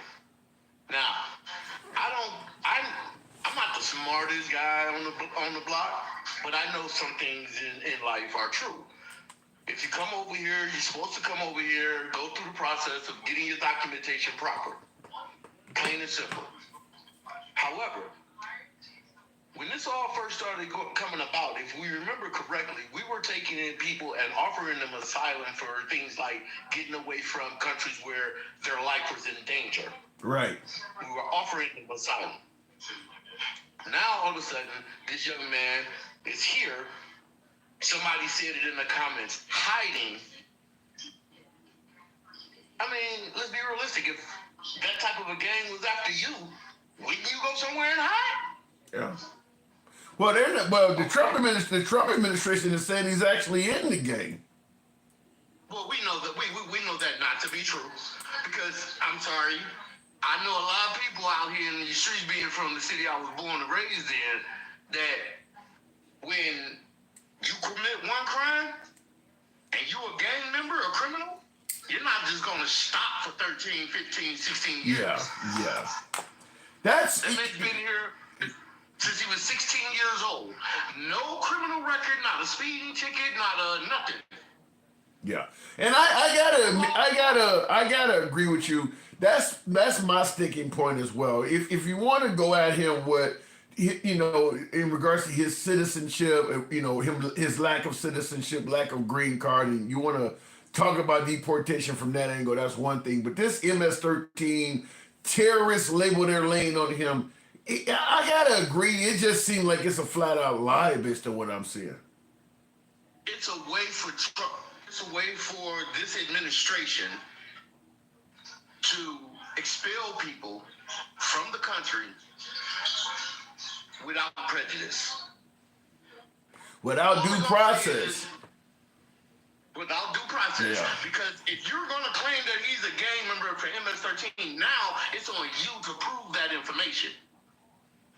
Well, you did none of that. Well, because they've invoked this 1700 Enemy Aliens Act, which you use during wartime, it gives them the right to do things without due process because it's almost like it's a war emergency. Yeah, but we're not in war with these people. Well, you see what I'm saying? He's not the terrorist. If I'm gonna go deport somebody, okay. There's supposed to be some type of investigation. You don't just go to somebody's house, snatch them up, and send them. Well, you gotta understand, if you want to do this, do it the right way. Go in, find out who these people are that are. If you find somebody here that's illegal, find out if they're a criminal. If they're a criminal, do what you need to do. If they're not, send them back home to somewhere where they don't have to worry about being locked up in some godforsaken shithole that's going to turn them into a criminal. I don't think the prison down there in El Salvador, I don't think it turns them into criminals. I think it turns them into zombies. I mean, I think it'll turn you into a mental zombie. Can you imagine what the suicide rate must be like down there? I don't think it would turn them into criminals. It's got to be astronomical. These people are locked up down there for especially these people that are coming from here, being sent from here, that are not illegals or not criminals, I should say. I'm not going to say illegals. They're not criminals, okay? Because, yes, when you cross the border, you come into the country illegally, yes, you have broken a law. That's a law. Right. Now, what do I need to do in order to rectify that situation? I need to have a system in place for these people who are coming here trying to seek asylum, trying to seek the refugee thing and all of that. I think that because our immigration system is so backlogged. Well, Trump, but what about the notion that Trump is trying to get rid of that backlog and make it more functional? I don't see that that's the case. I don't see that he's doing anything to improve the immigration system besides deporting taxpaying citizens. Now, I agree with deporting the criminals. I agree with that. But the ones that are here and that are paying taxes, do something to try to allow them to continue to pay taxes because they're paying into our system. Yeah, but to collect the money off of these. But here is the argument. Even if they are a tax-paying immigrant, they have skipped the line in front of folks that tried to come here legally. And as an African-American yourself, Trump is claiming that they are possibly taking black jobs. So that's a job that you could have that they're now working. Let's not do that one because he ain't taking my job. Because I'm not gonna go out there and work for minimum wage, just like the average American person. They don't want to work for minimum wage. They don't want to shovel shit. They don't want to go out there and pick the fruit off the trees. They don't want to be out there in that hot ass sun. They comfortable. I would tend to think that. But I mean, he didn't come the right way. That's legit. He didn't go about this the right way at all. I agree 100%. There are ways that he could have went about this to make it right. Rather than just, oh, I'm in office, let me get rid of some folks to show these people I'm not playing. That's not how you do things. Okay, Trump believed we had a lot of Americans, not just Trump, not just MAGA, but a lot of Americans, even liberals, believed that we had a serious illegal immigration problem that was, exacerbated by the actions of the Biden administration. Let me ask you, what do you think we should have done if let's say you had won the nation's highest spot and the American public, you had a mandate to fix the border? What would you have done? Number one, I would have hired a bunch of people to go into these centers, our immigration centers, and let's do some paperwork. Let's start figuring out how we can start not having such a backlog. That's number one. Number two, I'm going to go ahead, and those that I am targeting, I'm going to find out why they're here, what they've done since they've been here. That takes a long time. And it does. But guess what? You want to create jobs? Well, you want to create some jobs? The thing about it is the jobs market under Biden and Trump has been pretty good. Even under Trump's first term, the jobs market has been pretty good. So I don't think the jobs is that much of a major issue. I think folks are suggesting that these immigrants are committing crimes. What I'm suggesting is simply this. You can create some jobs and help the economy by simply organizing a department to handle the overflow of immigration requests. Okay? That's where the jobs is created at. All right? Now, as far as these people, the border crossings, number one, the MAGA will have you believe that during Trump's first term, he did something super spectacular and secured the border. Okay? Now, let's think about how he went about doing so. During the time that Trump was in office, the first time, when he was inaugurated, we were just starting the COVID thing, right? No, that's wait. When Trump was inaugurated his first term, we were not just starting COVID. Wasn't that around? Wait. No, Trump got inaugurated in January of 2017. We didn't start really dealing with COVID until very late in 2019. Okay, my apologies. I can be wrong, but this is how he secured the border. Okay, he went about an old law that was on the books that allowed him to secure the border due to the pandemic. There was a medical reason, right? So therefore, we have a medical issue that we need to keep out of the country. Boom, secure the border. Don't let these people in. Send them back where they come from. Right. Now, Biden's major fail was when that expired. law ended. When it he expired. Had nothing in place to take over that security. He had nothing in place to say, okay, this is what we're going to do for those attempting to cross the border. We knew they were coming. We saw they were coming. Right. The caravans. Yes. So you're admitting then that Biden was a failure on the border. Yes, he was an absolute failure on the border. I agree with that 100%. Because he had nothing in place to do what he needed to do. Okay. Okay? To end that. But at the same time, they're here. They're here. Whether they be from Mexico, Venezuela, Ecuador, El Salvador, Canada. We're not hearing no whole bunch of so let me get this from you. You personally, if you're voting and let's say your biggest issue is border security. Maybe you got a bunch of immigrants in your town that are using resources and entitlements. I live in the border state. Okay, so if the border was your number one issue in the last election, you would have voted for Trump, right? No, Why not?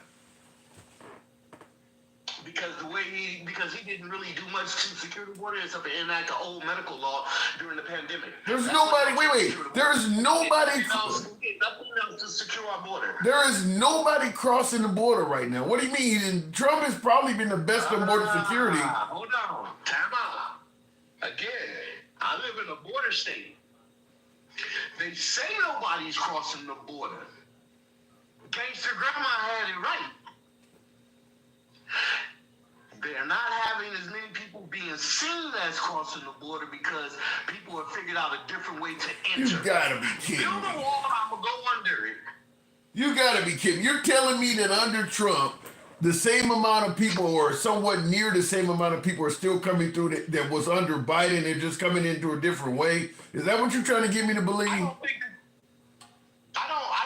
that it's a same amount of people. It's not even close. I don't think it's the same amount of people, but I believe that they are still coming, whether they're coming in a different way, from a different angle. They coming in. Don't worry about it. They here. They coming. They still coming. You don't believe. There's no way you wait. They're suggesting that border crossings are down up as much as 90%, and you believe all that's a lie. Yes. I don't believe a word that come out of the Trump administration's mouth. No, I agree with you that they exaggerate numbers, but I do believe Trump in regards to the amount of folks coming across the border, because the incentives to enter this country are significantly less, because you know that the Trump administration is going to treat you damn near like Adolf. I would definitely have We're talking about a deterrent. Now those people now you got those people detoured. They're not coming. Those ones not coming. They're scared. Like the one guy in the comments said that he got people at his job that are illegal aliens. I saw that. I meant to note that. I saw that. I meant to note that. We saw that before. We saw that when Trump, when being the fact that I live in a border state, I saw that happen when Trump first got elected. But you believe that They took off. But you still believe that many people are coming in under Trump. I do. I believe it's a lot of people still coming in under Trump. It's just they're coming in different ways, different avenues, and I believe that, it's okay. I'm gonna put it like this. For me, my thought process, the way it works, is simply like this.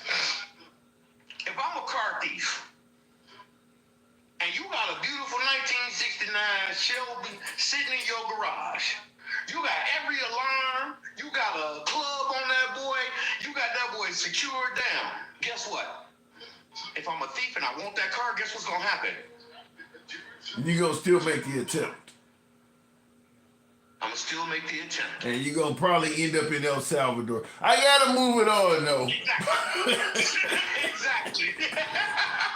Like I said, if El Salvador... One of your other callers, there was something else that one of your other callers hit on.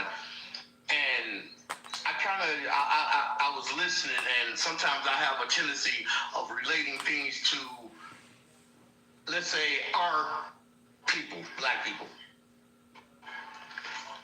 Back in the day, when we were brought here during slavery, there were,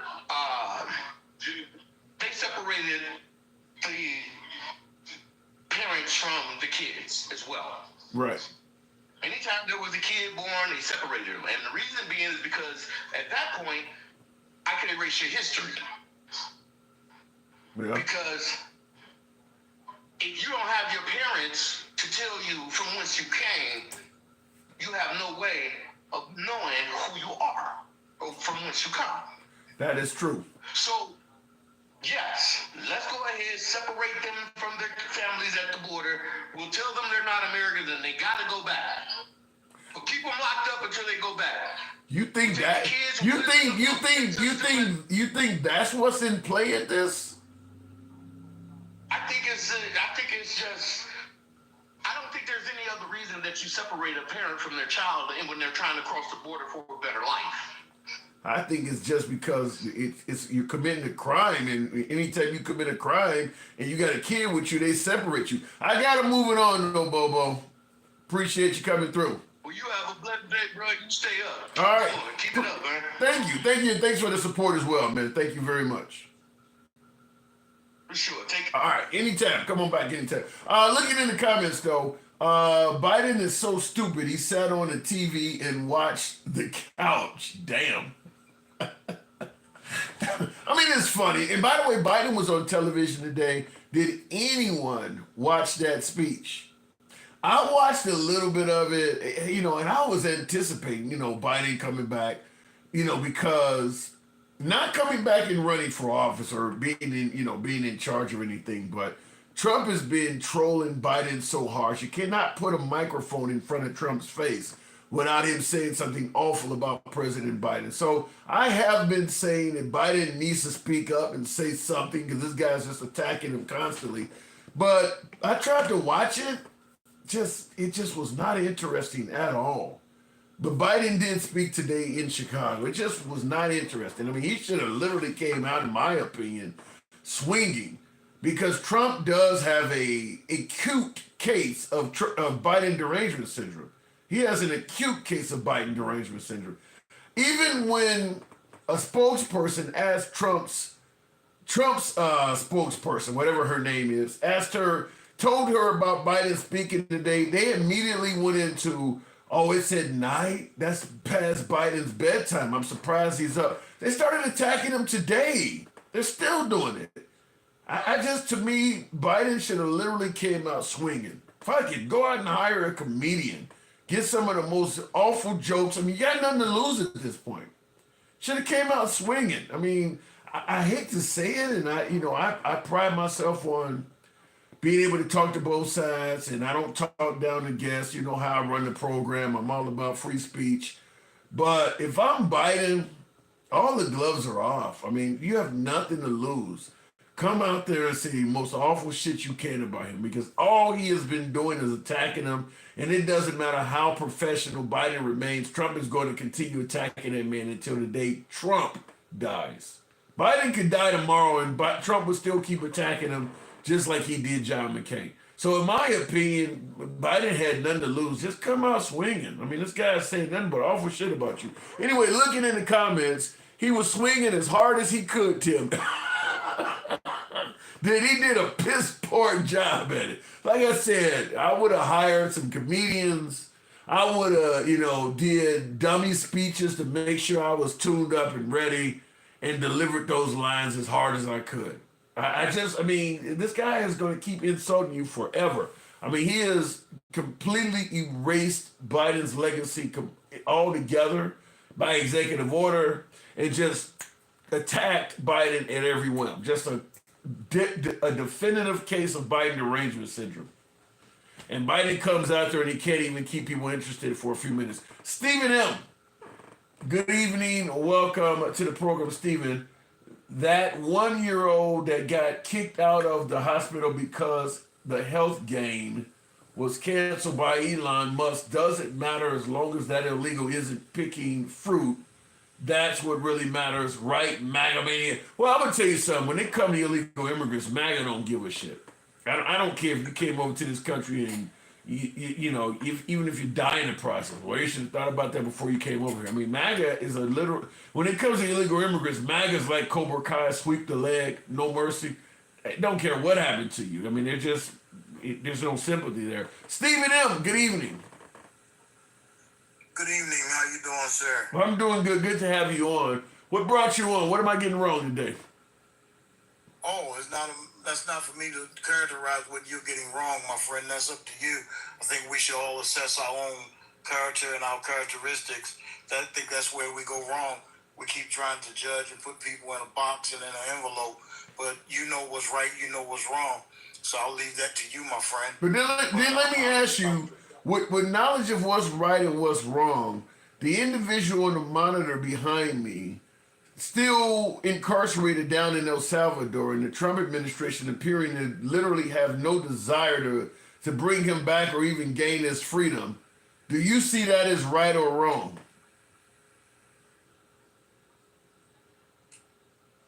I see it as not following the rule of law. Let me tell you why, my friend. Sure. Because we are a nation of laws. We have courts, we have process, we have due process, we have judiciary system, the judges are in place, so is the law enforcement. So to make a long story short, and I don't want a monologue, but to make a long story short, you have an administration that made a mistake. They admitted that they made a mistake. Then you have a federal judge that actually made a ruling. I don't think you or I could actually defy the order of a judge. Fact. Whether we like or don't like the ruling. That is true. And actually get away with it. Then we have a Supreme Court that's the highest courts of the land. And all down through 200 and some years, 400 years, we followed the rule of law. And then to turn around and dismiss the rule of law and to snub your nose at the rule of law does not make you a law-abiding citizen. And furthermore, be it Trump, Barack, Clinton, Biden, whoever, as a president and not to follow the rule of law, you don't make yourself look good. You can spin it, you can talk all the talk you want to talk, but at the end of the day, the law is the law. The problem with our law, and I'll land my plane with this, and thank you for the invite. Valo, thank you for the opportunity to be on your panel. I'll close and end my plane with this, that if we're not going to be subject to following the law, then what is the purpose of having the law? If you can do whatever you want to do, what's the purpose of having the law? So, based on the letter of the law, it's wrong. All right, and I see the comments. Will G says, Trump likes to omit things. So you do see Trump, based on what you're saying there, Stephen, it sounds like you believe that Trump is circumventing the law and he's a president that does not adhere to it. Am I getting that right? That's 100% correct. What can we do as a nation? Hold him accountable. How? Because you hold him accountable just like they did Richard Nixon. Richard Nixon was about to be impeached, but he's remained in the air until I think it was Ford or whoever actually pardoned him, but they were going after him. See, this is where we go wrong, my friend. We can't say that no one is above the law, but then when they break the law, we don't hold them accountable to the law. We have a precedent that says that you can't indict or arrest or do this to a sitting president. It's not in the Constitution that says you can't do that. It's just something that we've done down through the years. I guarantee you, and you can shake a dime to a donut, that if that federal judge in Maryland or the Supreme Court arrest every last one of those people that made that egregious mistake, until that man is brought home, they'll have him home in a heartbeat. Well, the problem, the problem though is with Trump holding the power of federal pardons, anything the judge does, he can just undo it immediately. So even if the judge literally in this case has no judicial powers based on what I'm seeing, because, at the end of the day, anything the judge does to try to enforce what Trump, remember, a president can even pardon themselves. So when the Trump administration is sitting in court, the judge has no power at all as far as I'm concerned. I get your point, and you make a good argument, but here's the caveat. The caveat is that if you start at some point putting these folk in accountability mode, it will shake their hind parts up. You can't tell me a judge can arrest the president. They can go and arrest the president if they choose to. There's no law that says we can't arrest the president. It's not. If you Yeah, Courtney, yeah, you sound like Ice Cube. But when you start talking about accountability, like in the comments, Cedric Haney says, what about the man that's not a citizen after all these years? He don't have to follow the law? So in other words, can you hold Trump accountable when you got folks like the guy on the monitor behind me that's in the country illegally, and they're suggesting, well, how can you hold a president accountable when you're letting these folks get away with it?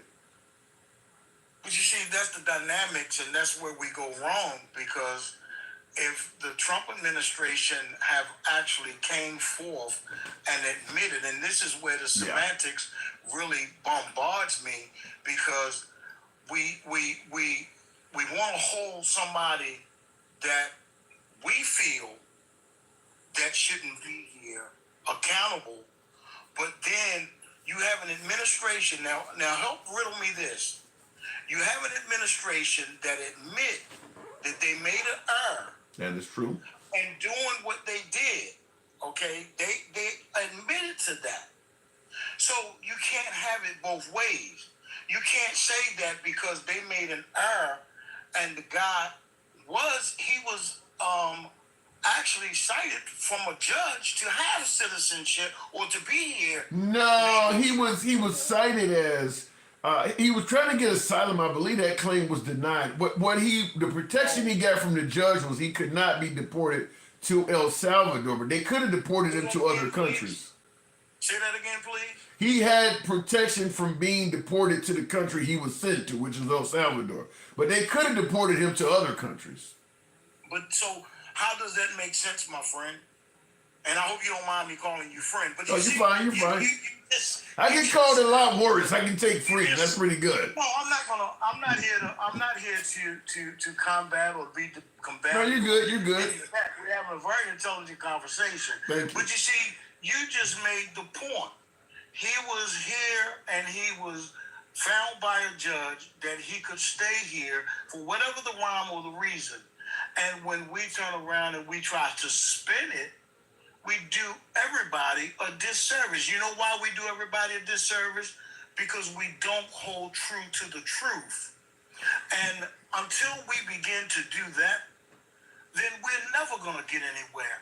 It's okay to support Trump, but don't support his wrongdoing. He made a mistake.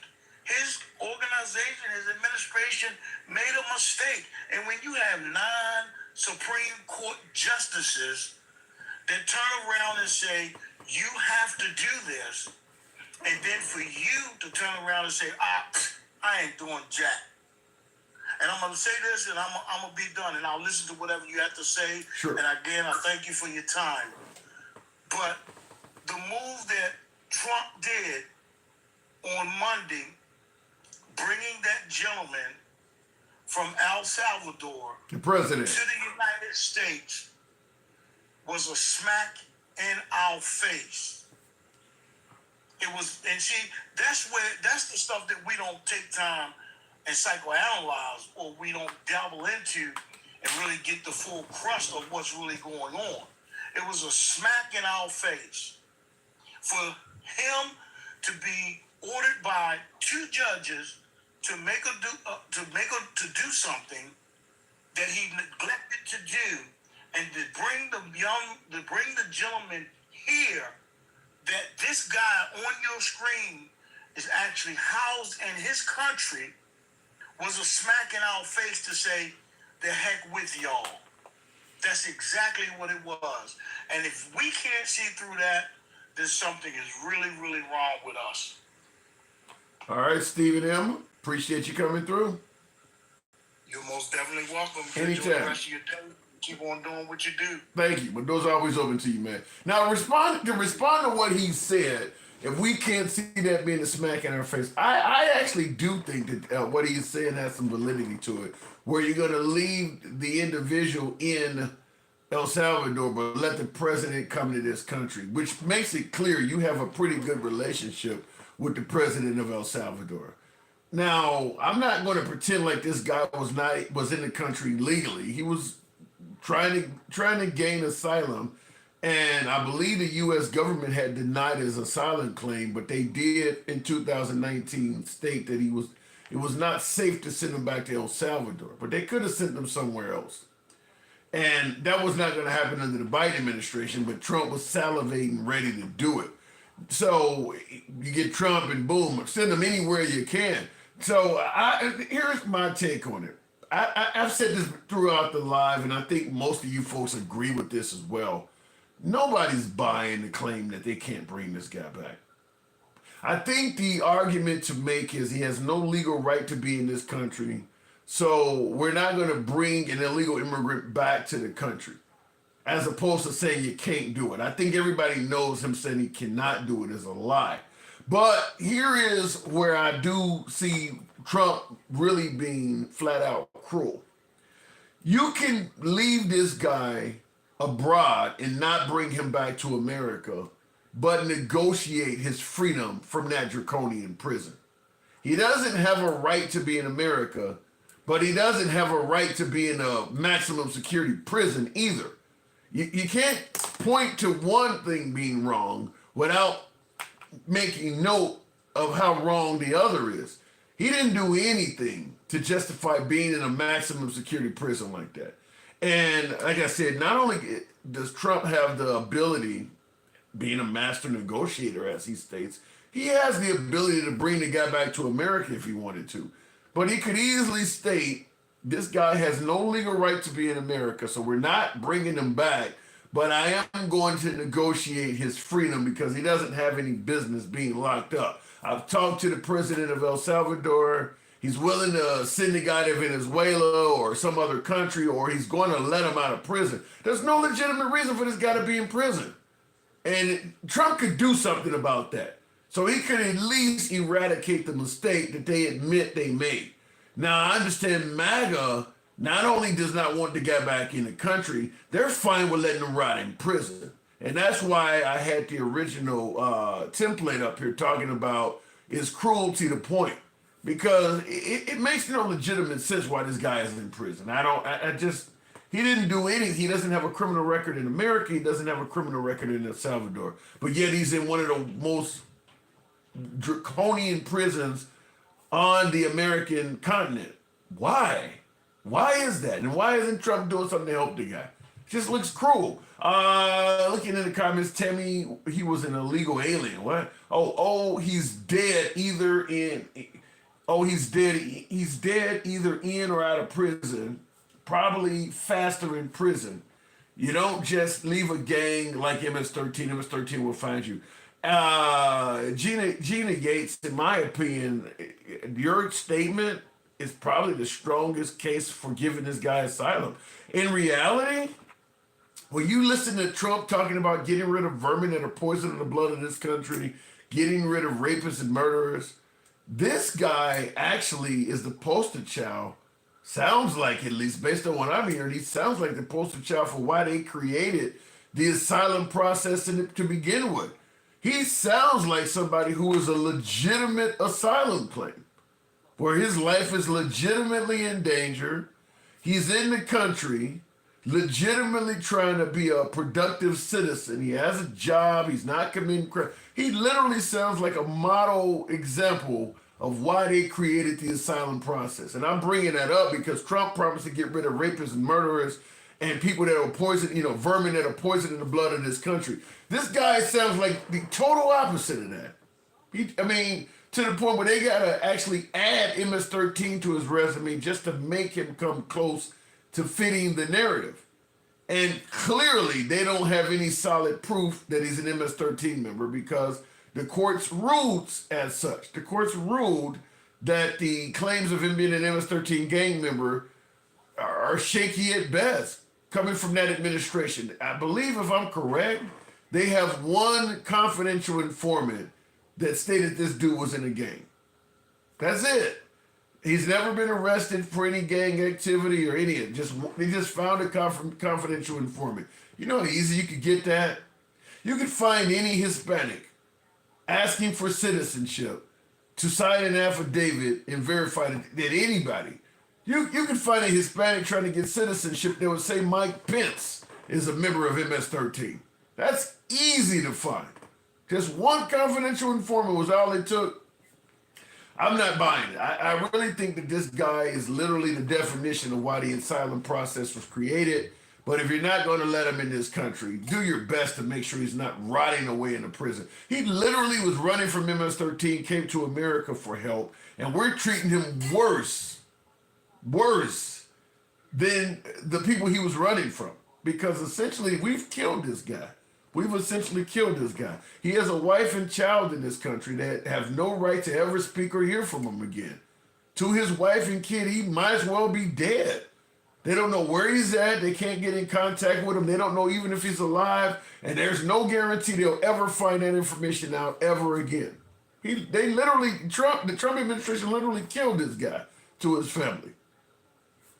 I just think that's a bit of what we're talking about up above. Cruel. But looking in the comments here, stop listening to mainstream media. Do your own research.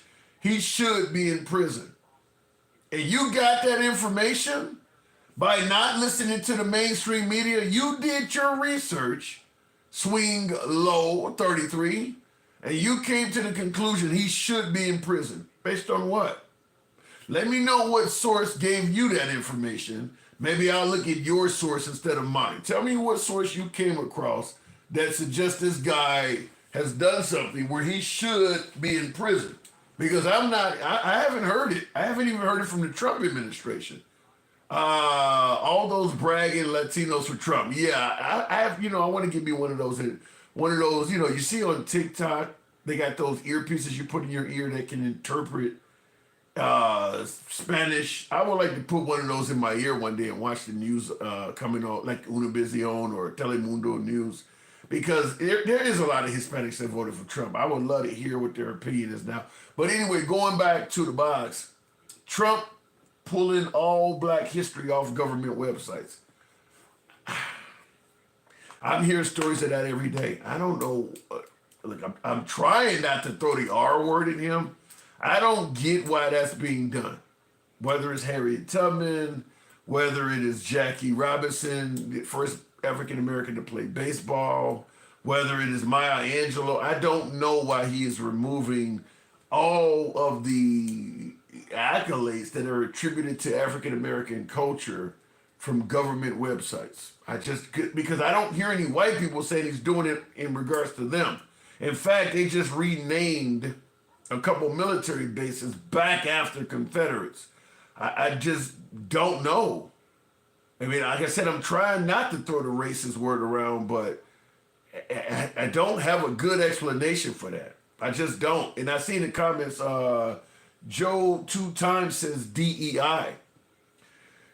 The problem is when you're talking about DEI or you're talking about the lack of merit, he's removing information from some of the most merit-filled African Americans in history.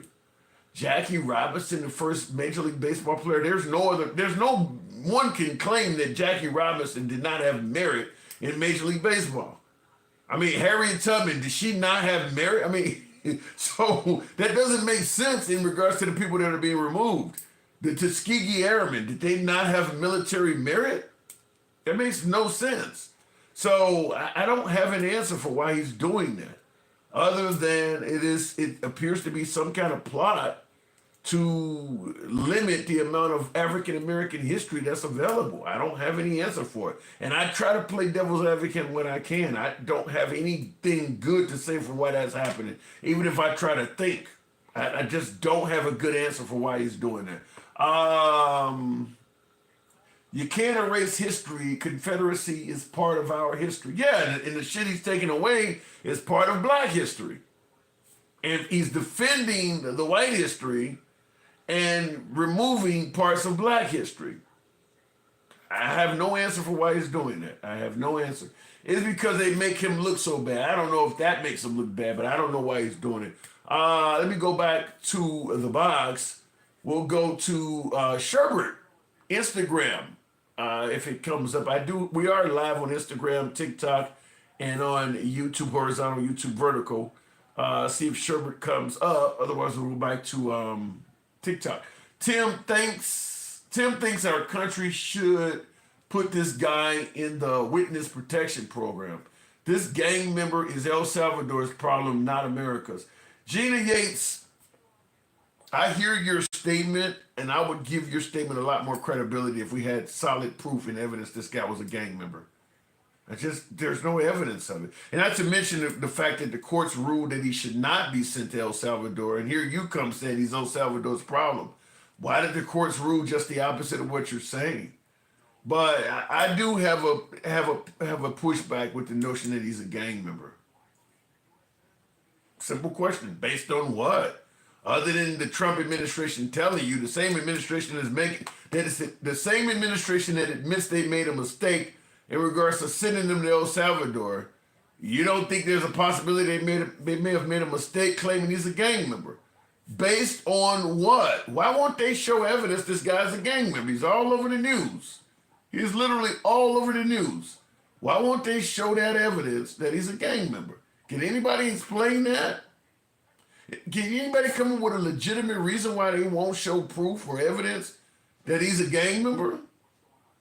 That you just got to take their word for it. Can you explain that? Mike, good evening. Welcome to the program. Gina is credible. I vouch for her. Sounds like an intelligent woman that should be allowed to vote. You're voting for her and you calling her credible. Why? Because of one sentence? That's all it takes? Mike, good evening. Hey, what's going on, Tim? I'm hanging around, like Jesse Jackson at a Klan meeting here, but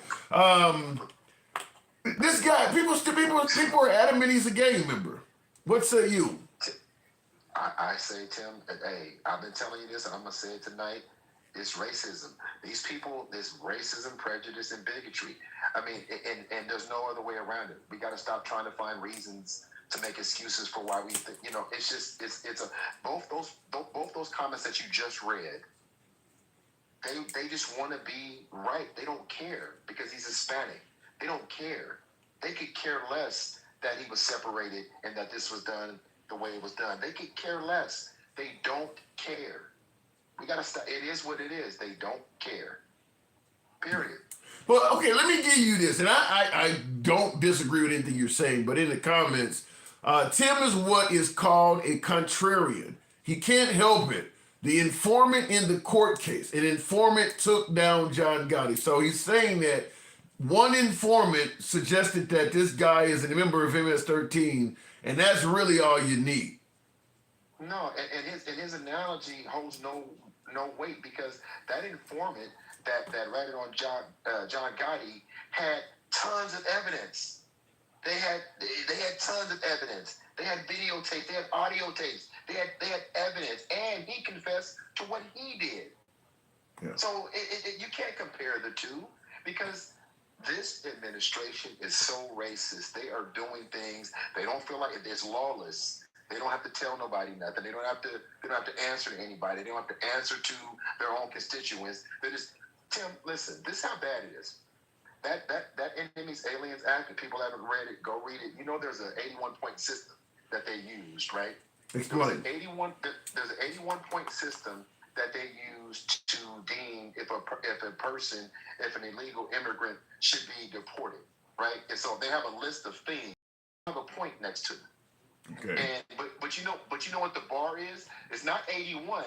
If you meet 10 points out of the 81, you can be deported.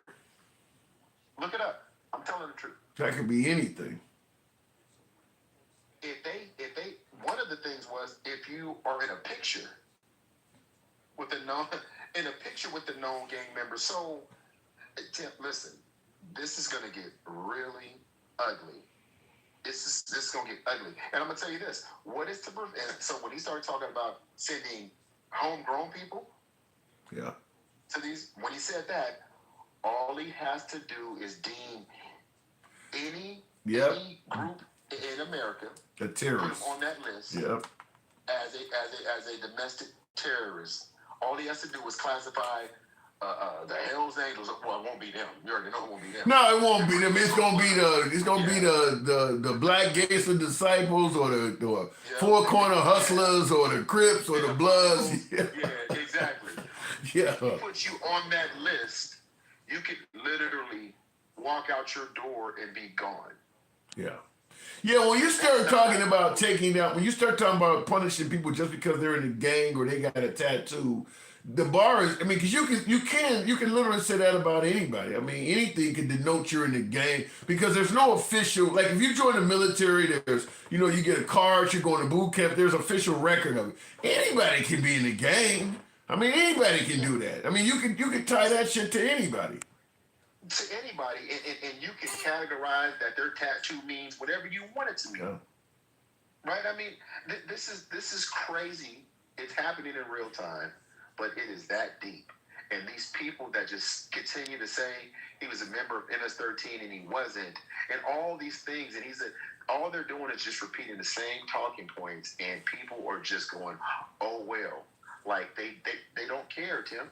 They don't care. Yeah. I don't disagree. I think in regards to they don't care, I've been talking about this subject for multiple days. If there is one statement I could not agree with you more on, it is that MAGA, in regards to this guy rotting in prison, they don't care. In fact, I believe if we found out tomorrow that this guy died in that prison, MAGA would say he deserved it. He's a gang member. They don't care. They do not care at all about this guy.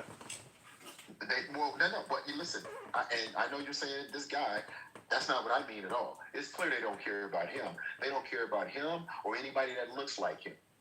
Yeah, and the reason I'm going to go that far, because they care about people that look like them.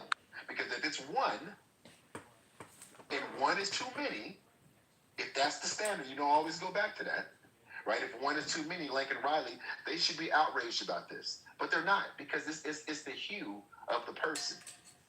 Are you saying the sentiment would be different if this guy looked a little bit more like Ashley Babbitt? 100%. Yeah. 100%. If he looked like them, and I don't care where he was from, but if he looked like them and it was wrong, they would say it was wrong. Just like, you know what I mean? Just like they're up in arms about anything, but when it comes to us, Black and brown and indigenous, they just don't give a shit, Tim. And the sad part about it is it's worse than a lot of people want to admit. Because Trump's not telling us that he's not doing anything different. What is Trump doing that he hasn't told us he is? What is he doing? Oh shit! I don't think he told us he was going to do Greenland. I don't think he told us he's going to put a 3-digit tariff on China. He's doing a lot different. No. I don't mean from his agenda. I'm talking about from the person he is. From the type of person that he is, and he's shown us that he is. What is he doing different? I don't know if he showed us. I don't know if I had seen this side of Trump, based on Trump from my childhood that I knew of Trump all the way up to, let's say, 2015. He's not the. I mean, because like a lot of folks point out, a lot of rappers and African Americans hung around Trump. They wouldn't have hung around the version of Trump we've seen over the last 10 years. So he's done a lot different, in my opinion. No, every racist don't show their cars, Tim. He was just hugging Shaq yesterday. That's not the thing. I'm saying is, what I'm saying is, go back and look at his resume, look at the cruelty he's displaying now, and you think that when people say it's fake news, him and his dad were renting to black people. It's fake news. Yeah. Go back and listen to all of those things. The Central Park 5, right? I mean, speaking of Central Park 5, did you hear that they just got the right to sue Trump? Yeah, and he tried to block it for defamation. Because even after they were exonerated, again, all he had to do was just shut up. Nope, he doesn't do that. He doesn't believe the DNA. Now the New York justice system is corrupt because I still think they should have got the unalive penalty. How do you see what I'm saying? So he's saying he still wishes the Central Park 5 had been executed. Yes, that's what I'm saying. This Wow. is new. Wow. It's not anything other than what we know it to be. You cannot, I told you this before, you cannot be in proximity with that many white supremacists and all these groups. They can't love you that much for no reason, Tim. They can't love you. But how about this? In the comments, no reply says Donald Trump was a Democrat when he took out the newspaper article on the Central Park 5. He was still a You don't think there's Democratic racists? Yeah. I didn't Well, they say said Joe Biden, vote for me and you ain't black. They say Joe Biden is a racist. So, yeah, you can be Democrat and racist. Yeah. Here's the thing. The crazy part is, you see that, you try to pull that out to say that he's not racist after everything he's doing in their face. Whoever sent that comment are seeing what we're seeing. They're seeing what we're seeing in real time. And that's what you come up with after seeing a man be unjustly sent to this. And we don't even, come on, Tim. This is crazy. Yeah, but here's one I've seen as a pushback. You're saying that the same person is saying that the Central Park 5 ad, never once mentioned the Central Park 5. By the way, go read it. So in other words, Trump took this whole, center newspaper ad out that folks are saying was about the Central Park 5, and no reply is saying that he never mentioned them by name, though. Again, why are you digging so hard to prove that this man's not a racist? He did a press conference and said it. Yeah. So they can talk. I think everybody knew what the ad was about. I mean, because otherwise Trump would have said I wasn't talking about them. I think everybody knows that the art. I mean, even if he didn't say it, I mean, at this point he's answered to it and essentially admitted that's what it was about, because people have attacked him on posting that ad. And as you rightfully point out, he's doubled down, tripled down, said that they should still be executed. So the idea that he didn't mention them is kind of irrelevant now because he's kind of confirmed it. And another person again, whoever's making the comments is like, why do you have to dig so hard to find something good about this man? Think about what I just said. He's Trump. He was a Democrat. So what does that mean? Do you know the rest of the story? He's doubled down on it. What are you talking about? Yeah. And if we were wrong then, he wouldn't have said the things that he said. There's a good black there, or eternal, when the lights are on, I can only see the blacks. And people, come on, Tim. Come on, Tim. These are things that are happening in everybody's face, and we want to act like it's not that. But my pushback is this. Everything we're talking about in regards to Trump, the public knew it, and even a lot of the black community knew it. The Hispanic community voted for Trump. The black community, the male black vote increased. People knew all this. Was Kamala Harris just that bad of a choice?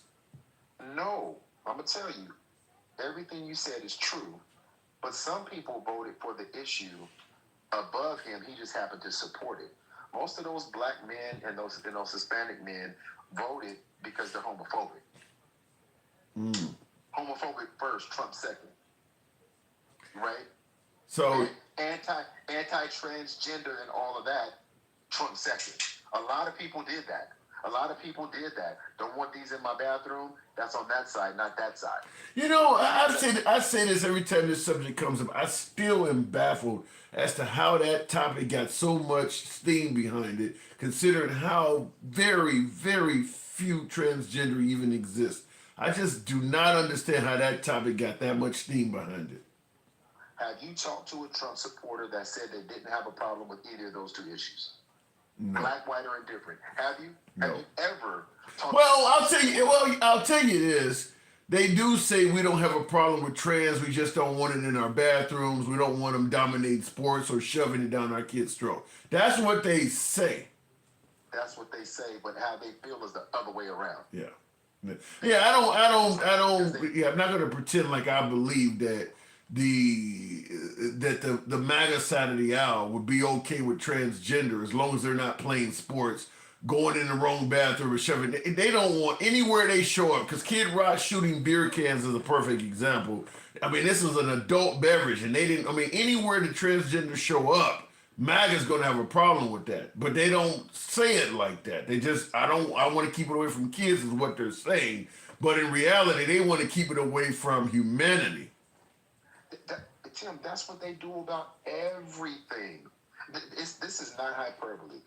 White folks have been doing this in this country since whatever they don't, we don't mind, they'll move out to, even when they first got here, they wiped out the bears, they wiped out the wolves, they wiped out the wolverines, they wiped out every fucking thing that was infringing it was imposing upon them.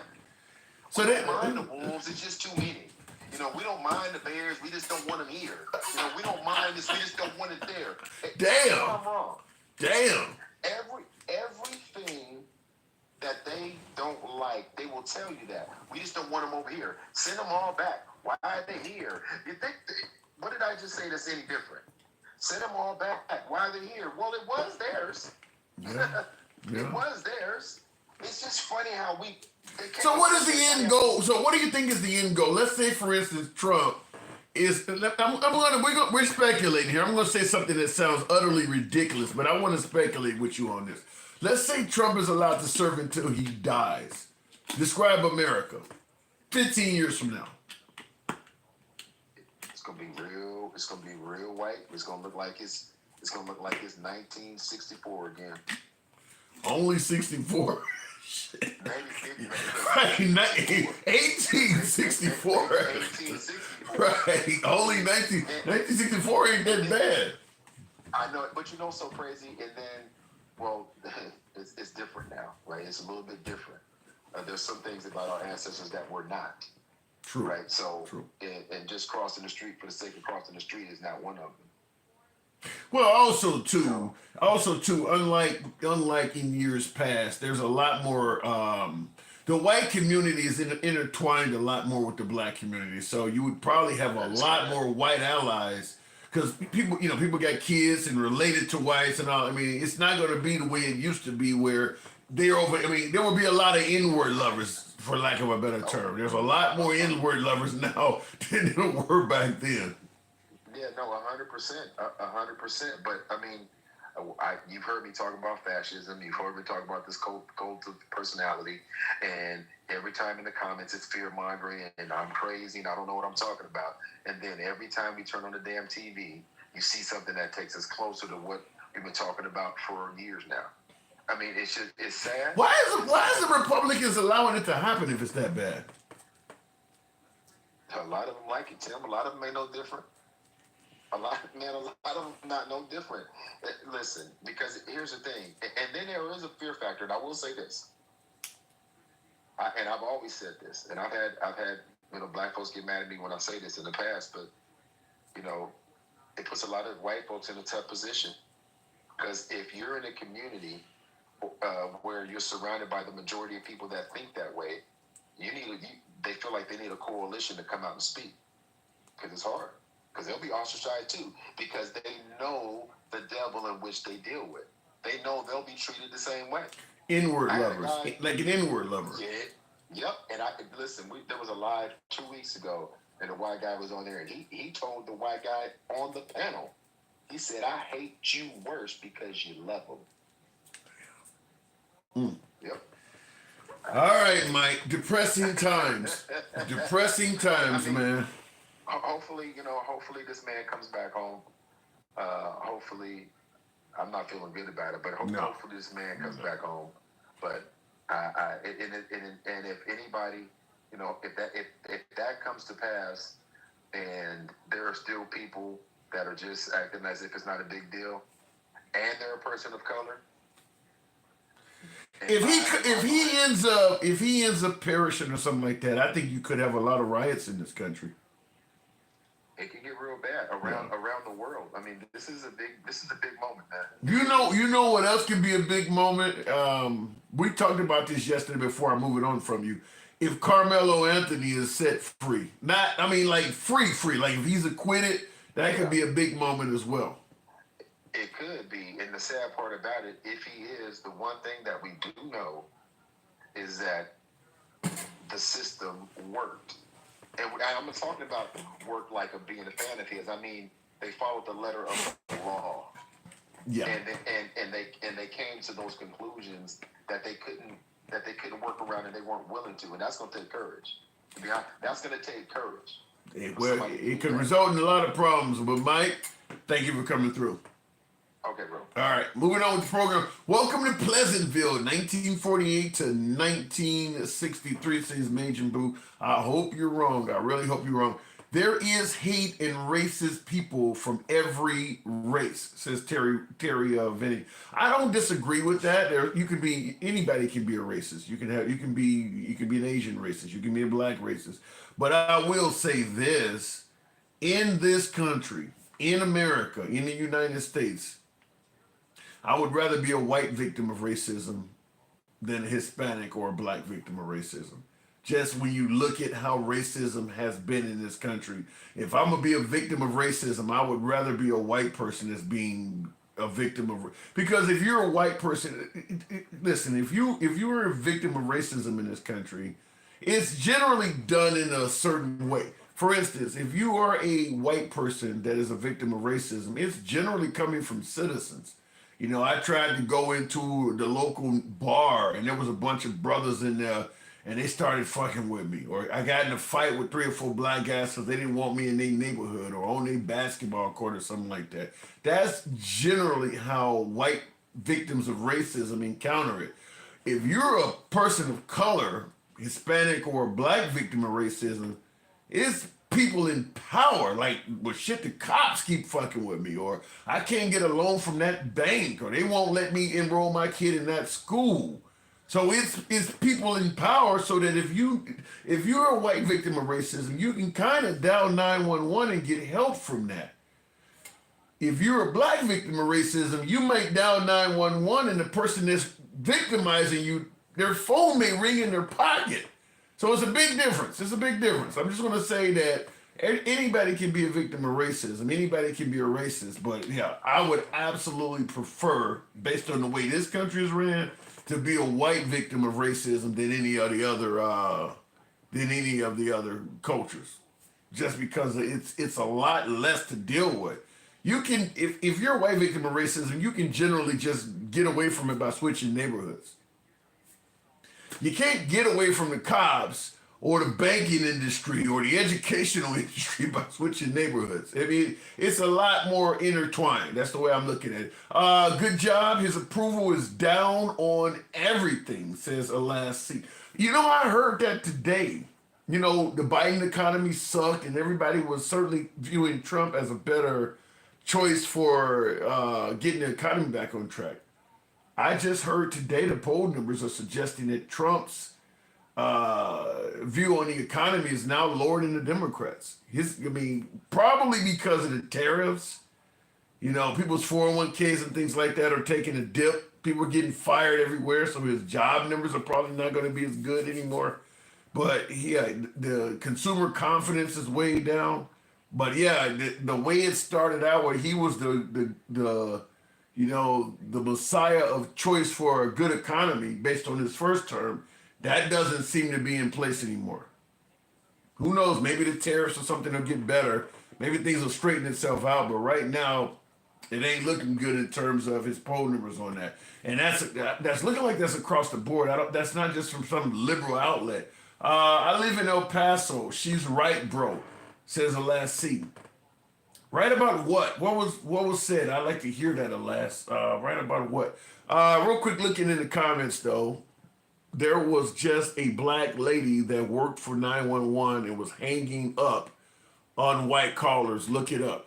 Yeah, I don't disagree that kind of shit can happen, but I'm still going to go back to saying that overall, I would rather be a white victim of racism. I mean, did you not hear Flavor Flav's 1980 song, 911 is a joke? You're talking about one lady. They had a whole song suggesting that blacks dialing 911 were not getting help.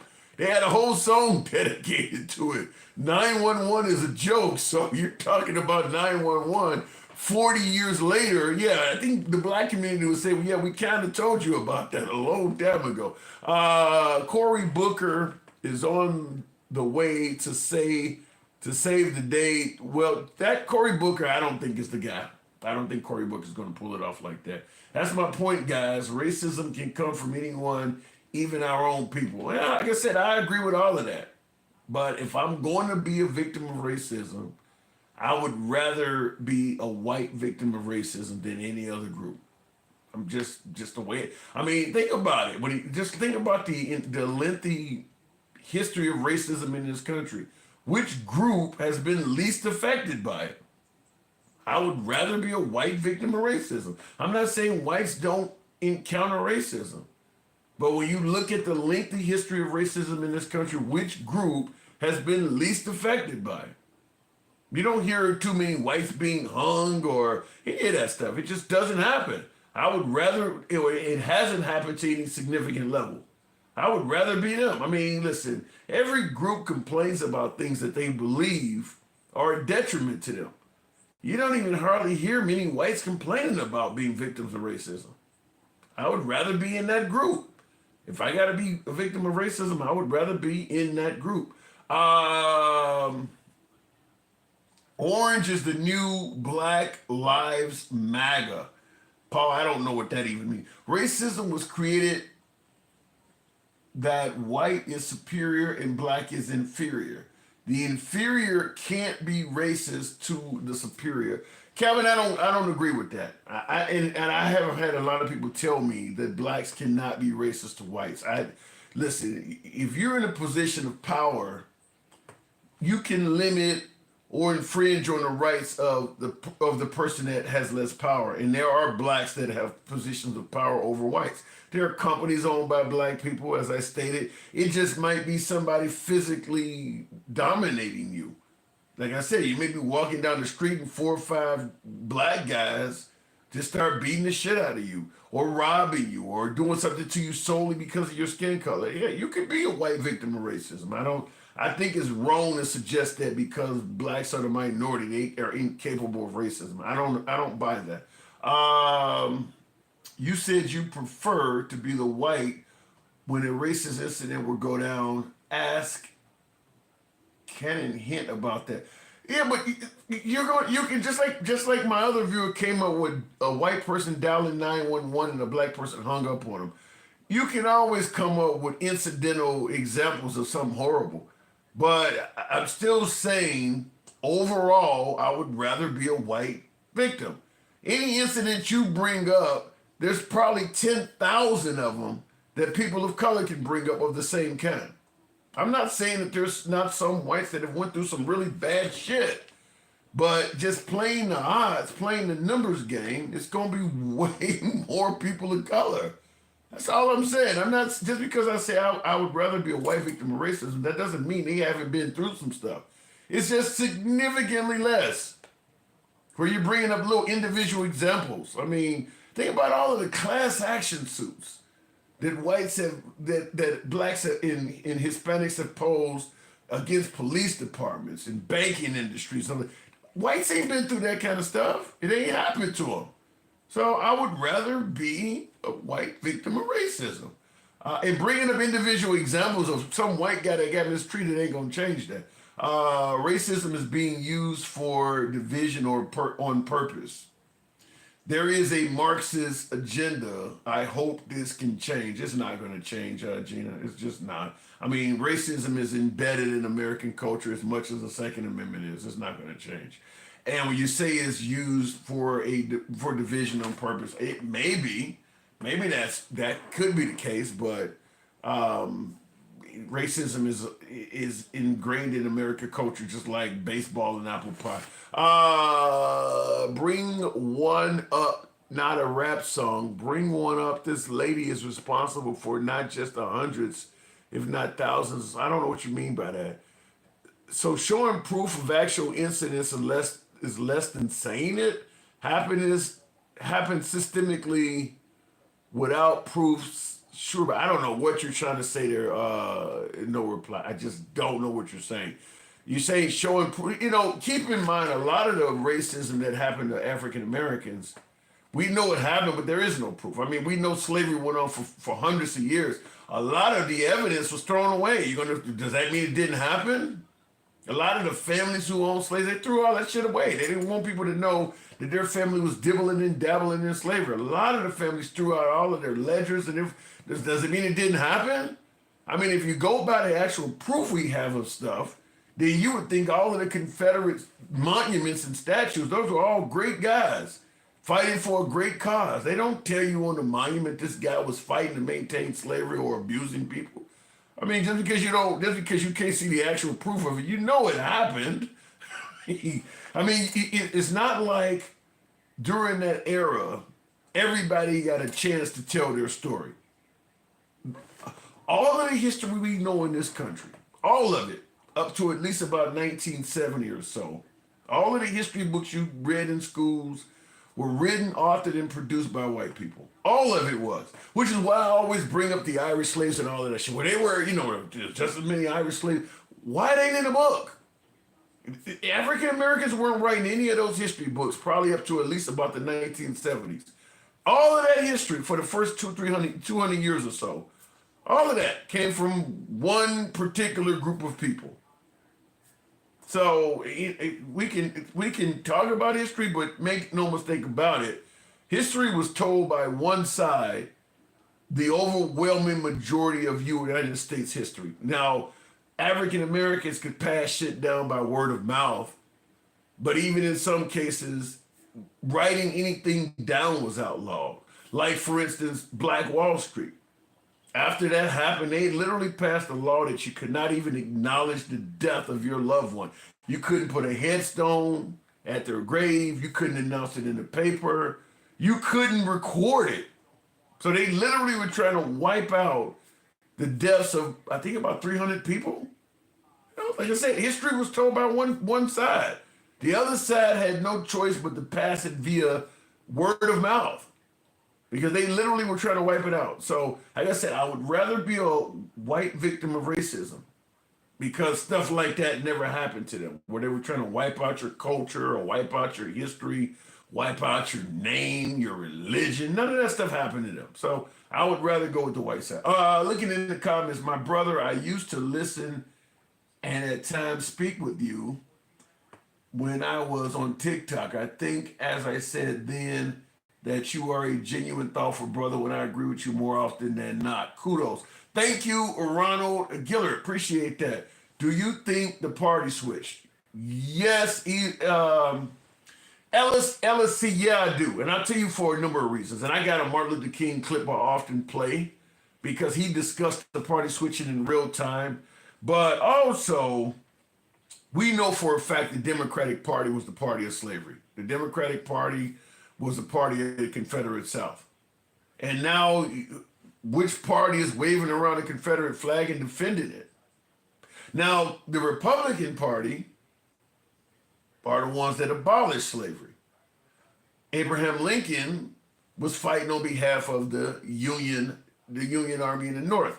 You don't hear the Republicans give any accolades to the Union. They're talking about the Confederates. So clearly something switched. Why would you suddenly start showing adoration for the party that was trying to act, or the group of people that were actively trying to kill you? Why would you suddenly take up them and, well, I want to protect their history? Can you imagine an American going around saying, I want to protect the history of ISIS. I don't want you taking down Saddam Hussein statues. I want to protect their history. Would that make any sense to you? You'd probably call him a traitor. So clearly something happened.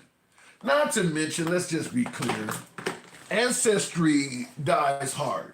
If your great-grandmother, grandmother, and mom thought all a certain way, there's a high likelihood you're going to probably think that way too. So the idea that the Confederate South all had this mindset, and all of a sudden modern-day Republicans love black people and all, it goes against the total ancestry of the South, which is a very Republican area of this country. Their ancestry is as anti-black as they come. And we're now supposed to believe the Democrat Party, all of the, Detroit and Chicago, all of these are the racist areas. The areas where most of the black people are living and thriving. But the areas down south, rural Mississippi, rural Alabama, them are the people that love you. It just doesn't make sense. So I would submit that the logic of a party switch not happening, it just doesn't make any sense. I mean, like I said, when you look at what has happened, it just doesn't make any sense. But I'll see if I can give you this clip. I've played it before on the program because I believe this also this to me, this is probably one of this is one of the strongest examples of why I believe the party switch happened. This is Martin Luther King on screen speaking in real time about it. President Biden will become the first sitting president to speak during a Sunday service at the Ebenezer Baptist Church in Atlanta, where Reverend Martin Luther King was once a pastor. King appeared on Face the Nation in May of 1964 when he was working along with President Johnson to get the Civil Rights Act passed. Dr. King, in light of recent statements of Senator Barry Goldwater and, in some cases, Richard Nixon, do you think there is a real danger of the Republican Party becoming the white man's party in this country? I think this is a real danger, and I've talked with some Negro Republicans who are very concerned about this. I see trends and developments which will reveal that unless the liberals of the Republican Party take play a much more decisive role in leadership positions, this will become a white man's party. And I think this would be tragic for the Republican Party as well as tragic for the nation. Just think of some of the stuff he's saying. That he thinks that if some of the liberals of the Republican Party don't speak up, it might become the white man's party. Now, obviously, there's no liberals in the Republican Party anymore. So, I mean, he literally is describing the switch in real time. I mean, he's making it clear that he fears a switch is happening. So when people, well, the switch didn't happen. I mean, unless this is AI and it's made up, it's pretty clear a switch happened. Because he's saying that the guy asked him, do you feel that there's a chance this may become the white man's party? Now, we know in modern times the Republican Party essentially is the white man's party. So a lot of the things that he was saying that he was concerned about then are kind of status quo now. I mean, so during the time he existed, there were liberals in the white man's party. Or better yet, in the Republican Party. There were liberals in the Republican Party. There are no liberals in the Republican Party anymore. They're in the Democrat Party. So, yeah, well, folks, listen, I think the idea is to pin the Democrats to slavery, to suggest the Democratic Party is a racist party. That's why people don't want to admit the party switch happened. But if you go to any Democratic gathering and you go to any Republican gathering and you walk away thinking that the Republicans are the ones for diversity and the Democrats are the ones that do not like people of color, you had to be blind. I mean, the amount of diversity at any Democrat gathering is going to be probably 50-1 compared to any Republican gathering. And you're talking to somebody who's been to a couple Trump rallies. It's not even in the same universe in terms of diversity. So the only way for this stuff to make sense is for essentially all the people of color to just be stupid and not realize what's going. I mean, what doesn't matter if you're white, black, or whatever color you are. You know if somebody's mistreating you, but yet you got all these people telling people of color who they perceive is harm to them. They know who's harmful to them. They know that. So yeah, to me, the party switch absolutely happened, and his statement there is probably the best evidence I can give you of that. Majin Boo, I saw a comment. You stated that, Tim, what is your opinion on facing the facts on how the education is good from 1970 to almost 2017? I think the education has gone to hell with LGBT.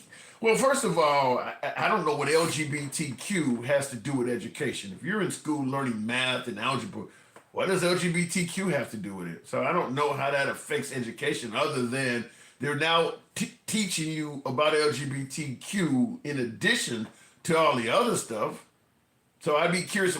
You'd have to elaborate more. You're saying, what's my opinion on, or what's my opinion or facing the facts on how education good from 1970 to almost 2017. And I don't necessarily buy into education was good from 1970 to 2017 because, as I pointed out, a lot of the stuff we were taught when we were in school is patently false. A lot of things that we learned in this country, specifically in regards to history, was based on American exceptionalism, not fact. It was not based on, so I don't know if I would go back to 1970 and say education was all that good. It wasn't accurate. And we've been constantly correcting that. I mean, a lot of the stories they told you were based on American exceptionalism. They weren't based on fact. When you have trans men reading sex books, what does that say? I don't know. You have trans men reading sex books to 5-year-old boys is really sex pedophile. You know, here's a problem with that. You got you get trans men reading sex books to 5-year-olds. You know how many pedos are actually just your average everyday elementary school teachers? You got way more of your regular everyday friendly elementary school teachers, coaches, soccer coaches, Boy Scout, Girl Scout folk. Them are the ones that are really abusing your kids. You just like them. So you could watch 100 elementary school children, 100 elementary school teachers abuse kids, and you'll still give the 101st one the benefit of the doubt. But all you need to see is one LGBTQ member abuse a kid, and you will desecrate the entire LGBTQ community. There's far more everyday average teachers abusing kids than members of the LGBTQ community. And I don't think I don't think that's even up for debate. Think about how often you've seen on the news someone that's trans or someone that's a member of the LGBTQ community abuse a kid in school, and compare that to how often you've seen an elementary school teacher doing it. I mean, it's not even in the same galaxy. There are far more teachers abusing your kids than there ever will be LGBTQ members. But as I stated, all you need to see is one member of the LGBTQ community doing it. You can watch teacher after teacher after teacher do it, and you won't have that same attitude towards a teacher. But you see one member of that community do it, and now you suddenly shun towards the whole community. So you're not judging it fairly. You're just not. Looking in the comments, does it matter who's abusing kids? It's wrong. Yeah, it does. Yeah, it does matter. It certainly, if you're not judging it right. If all it takes is one trans person to do something, you hate the trans community, but you're able to watch teacher after teacher after teacher do it, and you don't hate teachers, then yeah, it does matter, because you're using that information to derive a position of hate. How many times you see a cop on television mistreating somebody, and the response is, well, 99% of them are good, or it's just a bad apple. You don't say that about the trans community. All you need to see is one, and that whole community needs to stay away from kids. You would never hear somebody on the right in particular say, well, that's just one bad apple. No, you're using the information to derive a position of hate. So yeah, it does matter when you're doing that with it. Hey, I wanted to say, good job. You constantly stay grounded and thought you were provoking point. Brian, appreciate it. Thank you. Appreciate that. Thank you very much.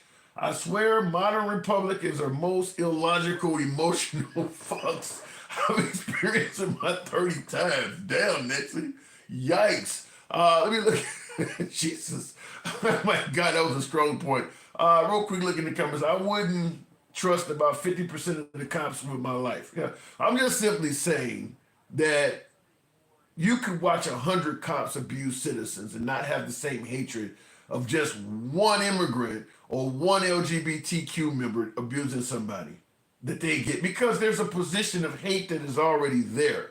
You only need to see one of them do something, but factions that you favor, that you like, it takes far more of them to do wrong before you come to the same conclusion. I mean, it could literally be hundreds of children being abused by teachers, and you're not going to hate teachers.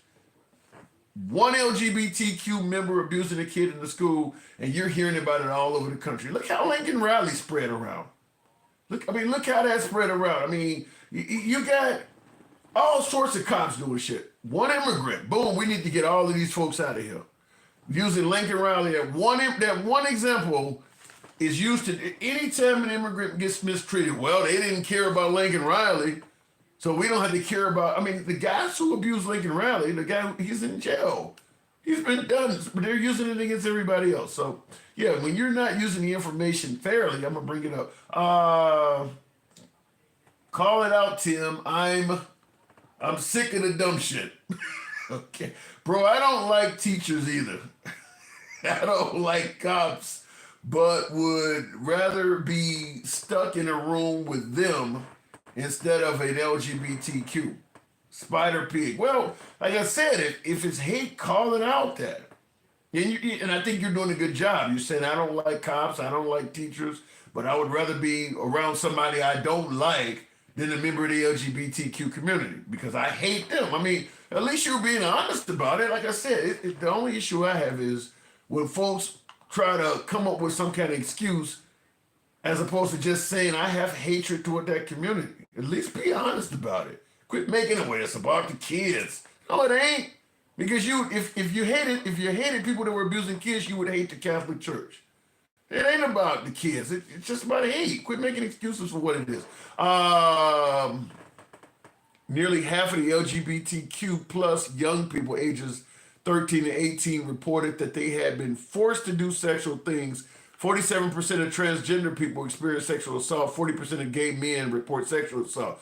It's interesting statistics you gave, no reply.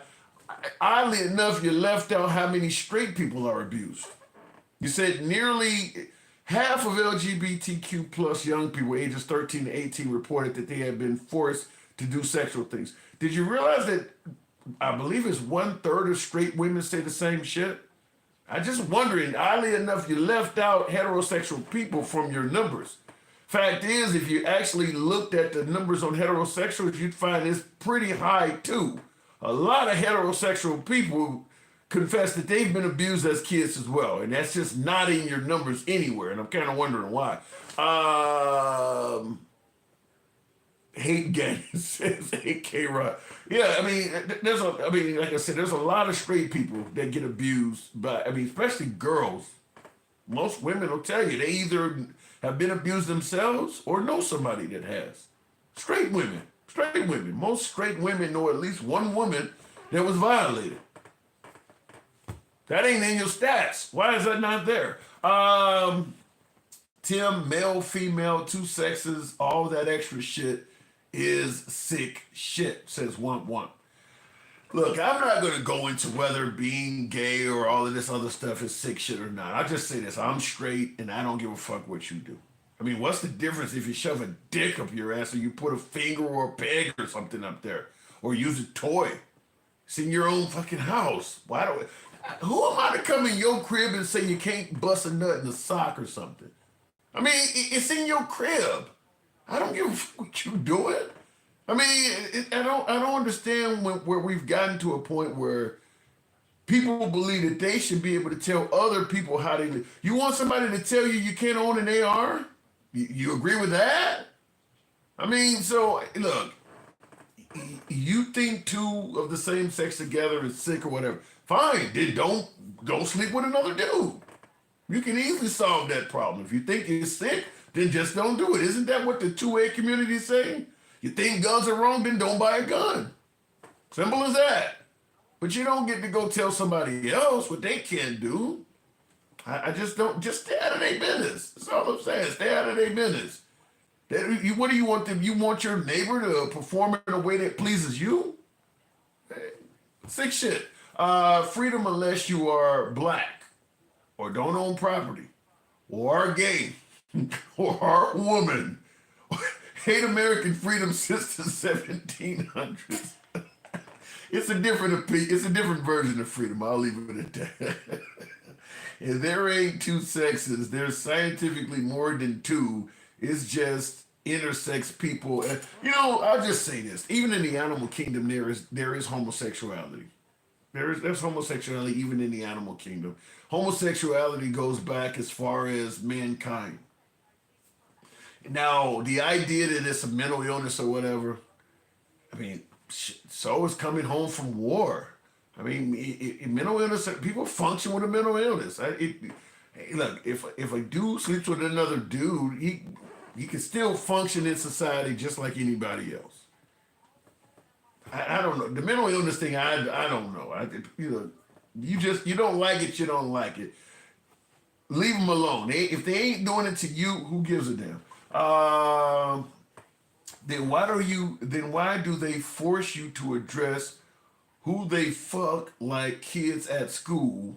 My teachers never said shit. Don't ask, don't tell was the best policy. Well, your teacher, you probably may have occasionally saw her husband.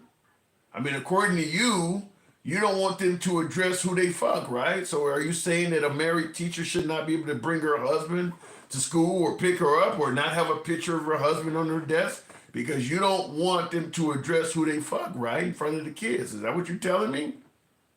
Like I said, it's easy to just come out and admit I hate that group of people and I want them to disappear. I want their rights limited. Let's just be honest about what it is, because you don't look. Nobody gives a damn if a heterosexual person puts a picture up of their spouse, or their spouse comes and picks them up after work and they give them a smooch before they get in the car. You just don't want to see gay people do it because you don't like gay people. It's to me, it just sounds like it's a whole bunch of excuses to exclude the fact, which is I hate this group of people. Like in the comments, Kyle is saying, don't ask, don't tell. Okay, does that apply to heterosexuals as well? If you're married, don't tell that you have a husband. If you're a wife, don't ask, don't tell. If you're okay with the heterosexual people telling, but not the homosexual people telling, then you don't like the homosexual people. Come on, admit the hatred portion of it. Why do we have to acknowledge who they fuck? You don't. What gay person is going to tell you, I need you to acknowledge this Negro? You don't have to acknowledge. What is your point? What do you mean? Why do you don't have to acknowledge them? Let me explain to me how you got to acknowledge them. Tim, do you believe a segment of America is racist? Since the beginning of time, yeah, of course. And that's a segment of all populations. A segment of blacks are racist. A segment of whites are racist. A segment of Hispanics are racist. Yes, but as I stated earlier in the program, I would much rather be a victim of white racism than any other. And if I had to be a victim of racism in this country, I would much rather be a victim of white racism than any other group, because the racism towards whites has been considerably milder than any of the other groups. Teachers never talked about bedroom fun time.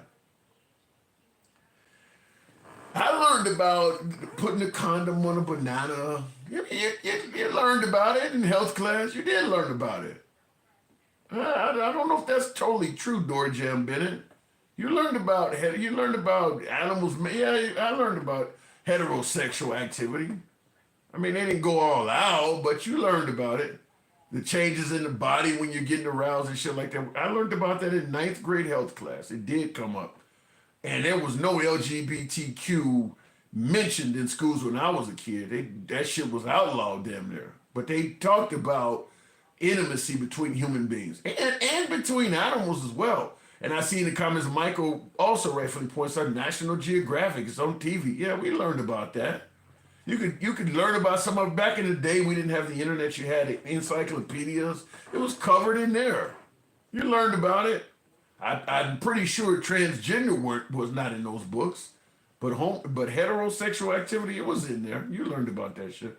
I remember as a Polish immigrant being blamed for slavery. Damn.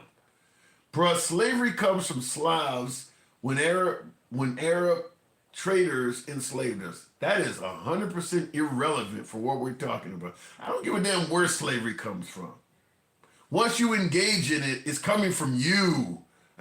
Bringing up somebody, look, if you, that's like telling the judge, well, you know, being a pedo came from, if you're in court for abusing kids, nobody gives a damn where the word originated from. That is completely irrelevant. To go back to some other, I mean, you think terrorism came from bin Laden? But you have allowed him to use that in court? Well, you know, terrorism didn't come from me. It came from, who cares? You engaged in it. Bringing up where the word originated from, that's insane. Look at the big brains on Nexi. Okay, I don't know what that means. You're talking about somebody in the comments. So many parents don't teach their children. They let the schools or just let them be ignorant. Yeah, that's true. That does happen.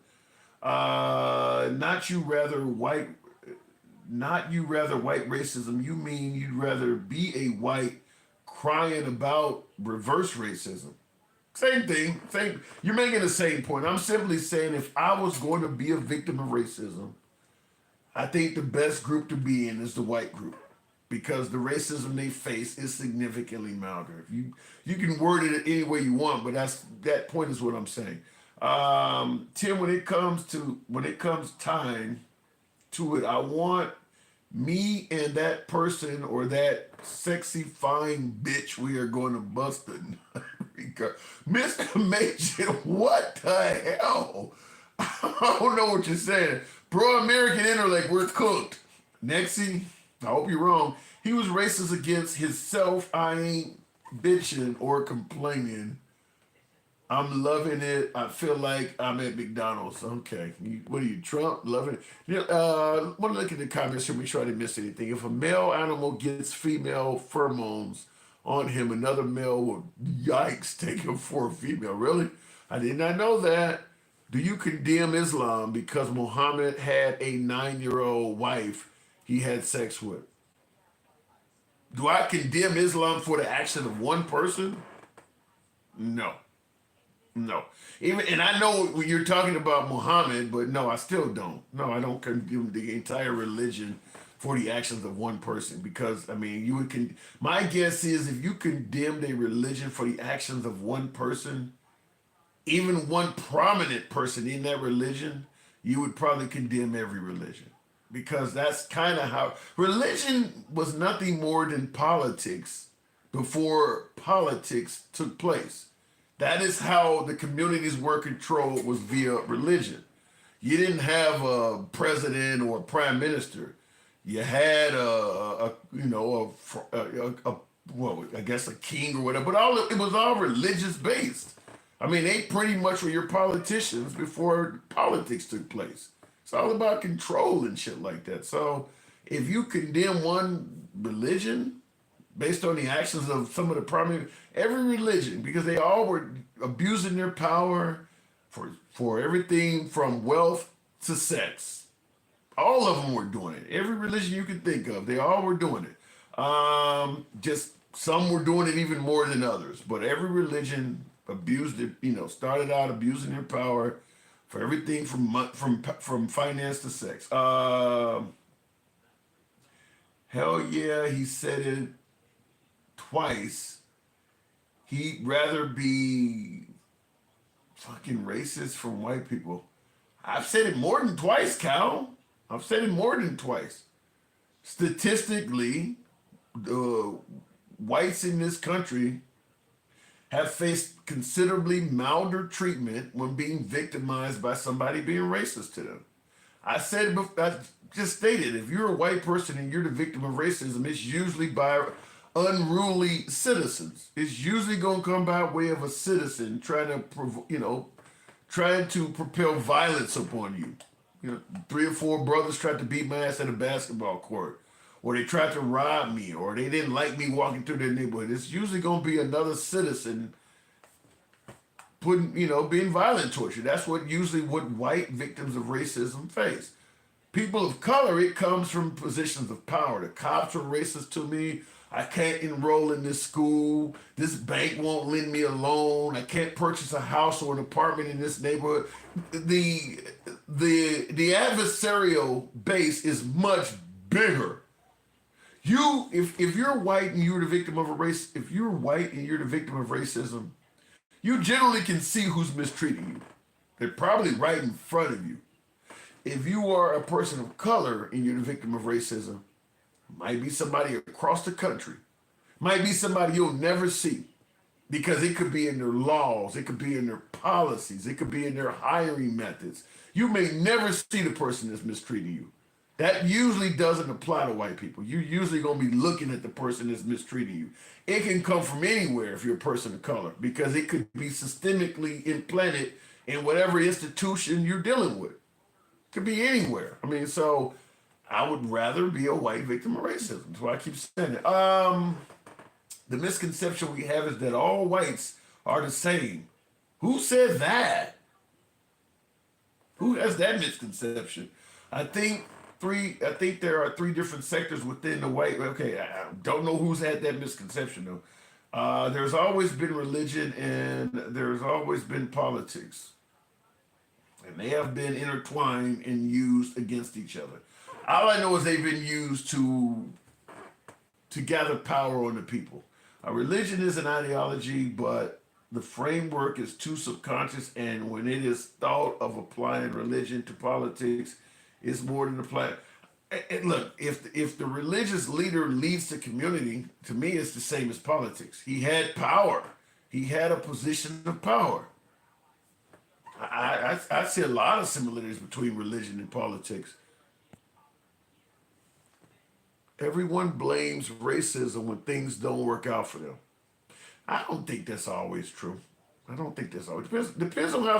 I mean, I've been fired from jobs. I didn't think it was racism involved. I mean, I've been terminated by people who were not the same color as me. I didn't just jump up and blame racism. I think there are people in this country that can find racism in anything. Big Dog, yeah, appreciate the hat and mustache.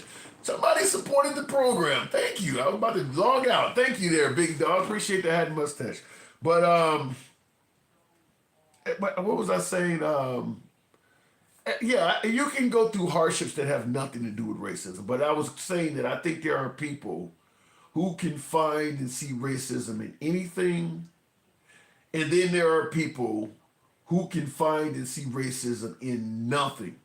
In other words, let's take somebody like Al Sharpton or Jesse Jackson that people view as race hustlers. Well, you might believe they can find racism in anything, even when it doesn't exist. Fine. Well, there are also people who can be looking right at a white supremacist group standing on the steps of a Capitol building. Well, they ain't racist. They just trying to protect their race. There are people who can look at them and not see racism at all. So it works both ways. Some people see racism in everything. Some people will deny racism when it's staring them flat in the face. We've seen it on all of these lives and things like that. Stuff that is clearly racist, and people coming up with all kinds of excuses for why it's not. Such as the Confederacy is about pride and heritage is a perfect example. I think everybody knows damn well that if the Confederates had won the Civil War, they didn't have anything good in store for people of color. Pride and heritage, right? Okay. So, or phrases like the South will rise again. What the hell does that supposed to mean? What does it mean to have a Confederate flag with the words the South will rise again? Oh, that ain't racist at all. There are people who will not see racism in anything. Just deny, even when it's flat in front of their face. So, like I said, some people see it in everything, even when it's not there. And some people will deny, and see it in nothing when it's as clear as day. Police is a good example. I don't care how many times you see people of color being involved. Well, look, if they just obeyed the law, or if they just comply, this wouldn't be happening to them. Or as Trump said, well, they shoot more white people than blacks. Deny. If everyone would have the same amount of money, there will be no racism. Money is the problem, only money. That's not true, slants, because blacks rescued Cadillac. Back during the Great Depression, Cadillac was going under. African Americans had been trying to buy Cadillacs for so long. We loved Cadillacs to the point where the few blacks that had money would literally pay white people to go out and buy the car for them because Cadillac wouldn't sell to black people.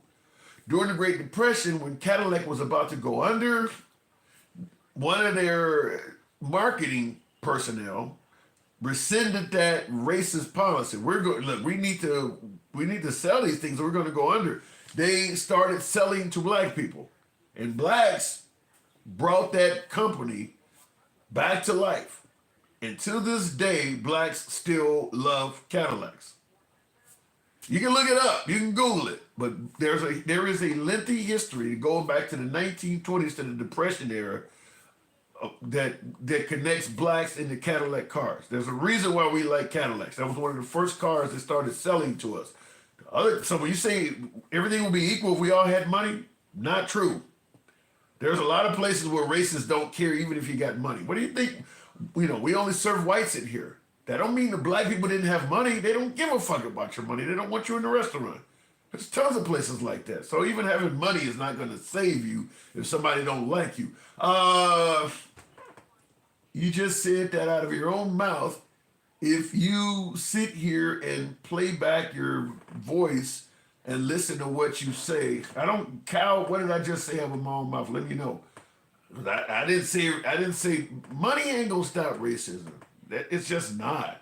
I mean, America is quite racist to the Middle East. And there's plenty of money over there.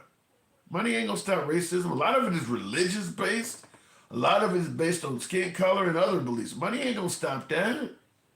So I don't see where you're getting that one from. There's too many examples to show otherwise. Nothing existed in this world. Nothing existed in this world till it was talked about and spread. There is bad people, but giving it attention just spreads hate. I think it's just the opposite, Walter. I don't think any atrocity goes away in silence. I think there's a video that floats around with, I think it's Morgan Freeman. How do you stop racism? Stop talking about it. A lot of folks are playing that video. You know, it sounds like a great video. Maybe we can finally get some of these Negroes to stop talking about racism. Best way to make it go away is to stop talking about it. I don't think there's ever been an atrocity in history where it went away because people stopped talking about it. Fact is, if I'm doing you wrong, that's kind of what I want. I want you to stop talking about it because I want to be able to do what I'm doing to you in silence. I don't want to draw attention to what I'm doing to you. If you stop talking about it, you're probably going to prolong it. It's when you talk about it and you draw attention to it and create sympathy for yourself that it causes the person to stop doing it. So, I totally disagree with your statement about, people talking about stuff and talking about it is what ends it. You think the Catholic Church would have stopped abusing kids if people had been silent about it? No, because people were getting something out of the abuse. In the Catholic Church, they were enjoying the sexual interaction. In terms of racism, you're enjoying the position of being on top. And obviously during the era of slavery, you're making a bunch of money from it. They're not going to stop doing that because people are silent about it. That just encourages it to keep going. That doesn't make sense. I hate being behind drivers with Florida tags. I'm very racist to Floridians. Yikes. Nothing worse than being behind a Cadillac in traffic. Really? I don't know anything about that. And I've owned a few Escalades. I've had a CTS, I think. I've had a few Cadillacs. And like I said, I like my caddies. I love my caddies. You're telling me by teaching this shit in school to a bunch of kids that don't even see color is productive. If you grow up in school, B&H, and not see color, that's great. But it might be a detriment once you become an adult because eventually people are going to see color. I mean, especially if you are a person of color. Listen, look, if you're white, you go to school in Idaho, you graduate from school in Idaho and you plan on living in Idaho, you can afford to not see color. But if you grow up in a diverse environment, people in that environment are going to see color. It is what it is. If you grow up in a major city in America, there's going to be neighborhoods, there's going to be places you go where people clearly see color. So going to school and not being taught that is going to happen, then you're probably going to be susceptible to some real shock when you become an adult. Because in America, people do and always have seen color. Trump, by the way, look at some of the stuff he's taken upon recently. Kyle Rittenhouse got invited to the White House. Daniel Penny is another one, the guy who choked out somebody on the subway. He spoke out on his... Notice he's not speaking out on behalf of anybody African-American like that are involved in those cases. The Capitol Police officer that shot Ashley Babbitt, he should have been a hero. He called him a thug. He spoke out on behalf of Ashley Babbitt. Notice that. So people see color right on up to the White House. I mean, my guess is this whole Carmelo Anthony case, he may get involved. suggesting that Carmelo Anthony should go to prison. He's clearly picking sides. And it ain't the side for the people of color. He's clearly doing it over and over again. So I don't buy into the notion that you should just grow up not seeing color when it's clear we do. I mean, even Obama stated that Trayvon Martin could be his son. He saw color. So, okay, you don't see color in school, fine, but when you become an adult, it's gonna matter. So you can either learn it now or you can learn it then. Jason Gibson. Tim, what countries have you traveled to? Also, what do you think would have happened to slaves if they weren't purchased by Americans? Great question. Jason Gibson, I've lived in Australia, New Zealand, been to the countries that border the United States, been in the various parts of Mexico, been into Western and Eastern Canada, Caribbean. That's probably it. I'm trying to think. That's never been to Europe, never been to Asia, never been to Africa. So yeah, those are the countries for the most part I've been to. And I've been to every state on the continent. So I've been to all 48 states. I haven't been to. I've seen Hawaii from the air, and I've never been to Alaska. Those are bucket lists. So in regards to what would have happened to slaves if they were not purchased by Americans, obviously we're just speculating here, Mike. And by the way, thank you for the support, Jason. Thank you for that. My guess is there are some African nations, particularly on the Ivory Coast and Ghana and some of those countries, that would be far more advanced. I mean, we brought those slaves, they brought those slaves here, and they did a hell of a lot to make this country a better nation, whether it is their agricultural contributions. I mean, I believe a black man helped design the White House, the traffic light, all of that stuff a lot of that stuff would have been attributed to African countries. And the money from it and the technology would have benefited those countries. I mean, just think, you're taking manpower from a nation for several generations. That's going to certainly push that nation back, and it's going to propel this nation forward. And not only are you taking the manpower, this isn't like, the best engineers from India come to America to work, or the best doctors from, Germany. No, these people come in working for free. So it's even more better, because all of that would have went into those African countries that they were taken from. So my guess is some of those countries over there would have been far more advanced. Now, I know a lot of folks want to believe that they're all walking around with bones stuck through their noses, and they look like the wrestler Kamala with the moon and star. No, there's a lot of civilization over in those countries. And if we had not taken all of that manpower, it's a good chance those countries would have been further developed than they are now. And America would have been less developed than it is now. I mean, we are the great country we are because we took manpower from a lot of places. The Chinese built the railroads, so our railroad system wasn't built by us, it was built by them. I mean, so all of these different entities that came here and was basically forced to either be a slave or receive payments that was equivalent to slave labor, it helped this country out. Very few other countries can say that they used the manpower of so many different groups to make it what it is. So just keep that in consideration the next time you find yourself boasting on how much better America is than other countries. Had a hell of a head start. We get to literally siphon off labor and manpower from all these other places to make you should be better off. You should be a better country. Most other countries didn't do that. Looking in the comments, I knew about racism from an early age. Says Bahamian Greek. Yeah. Somebody told me to shut up, monkey boy. No, that's not racist at all, but fair enough. You just made a black joke and you didn't even realize it was funny. With the bones in the notes comment? I mean, I know that there are people who believe that black people are incapable of being civilized. And the fact that you laughed at it, probably means you're one of those people. I mean, I'm just telling you. Culturally, Black Americans have really established the American identity. You ever see the miniseries Roots?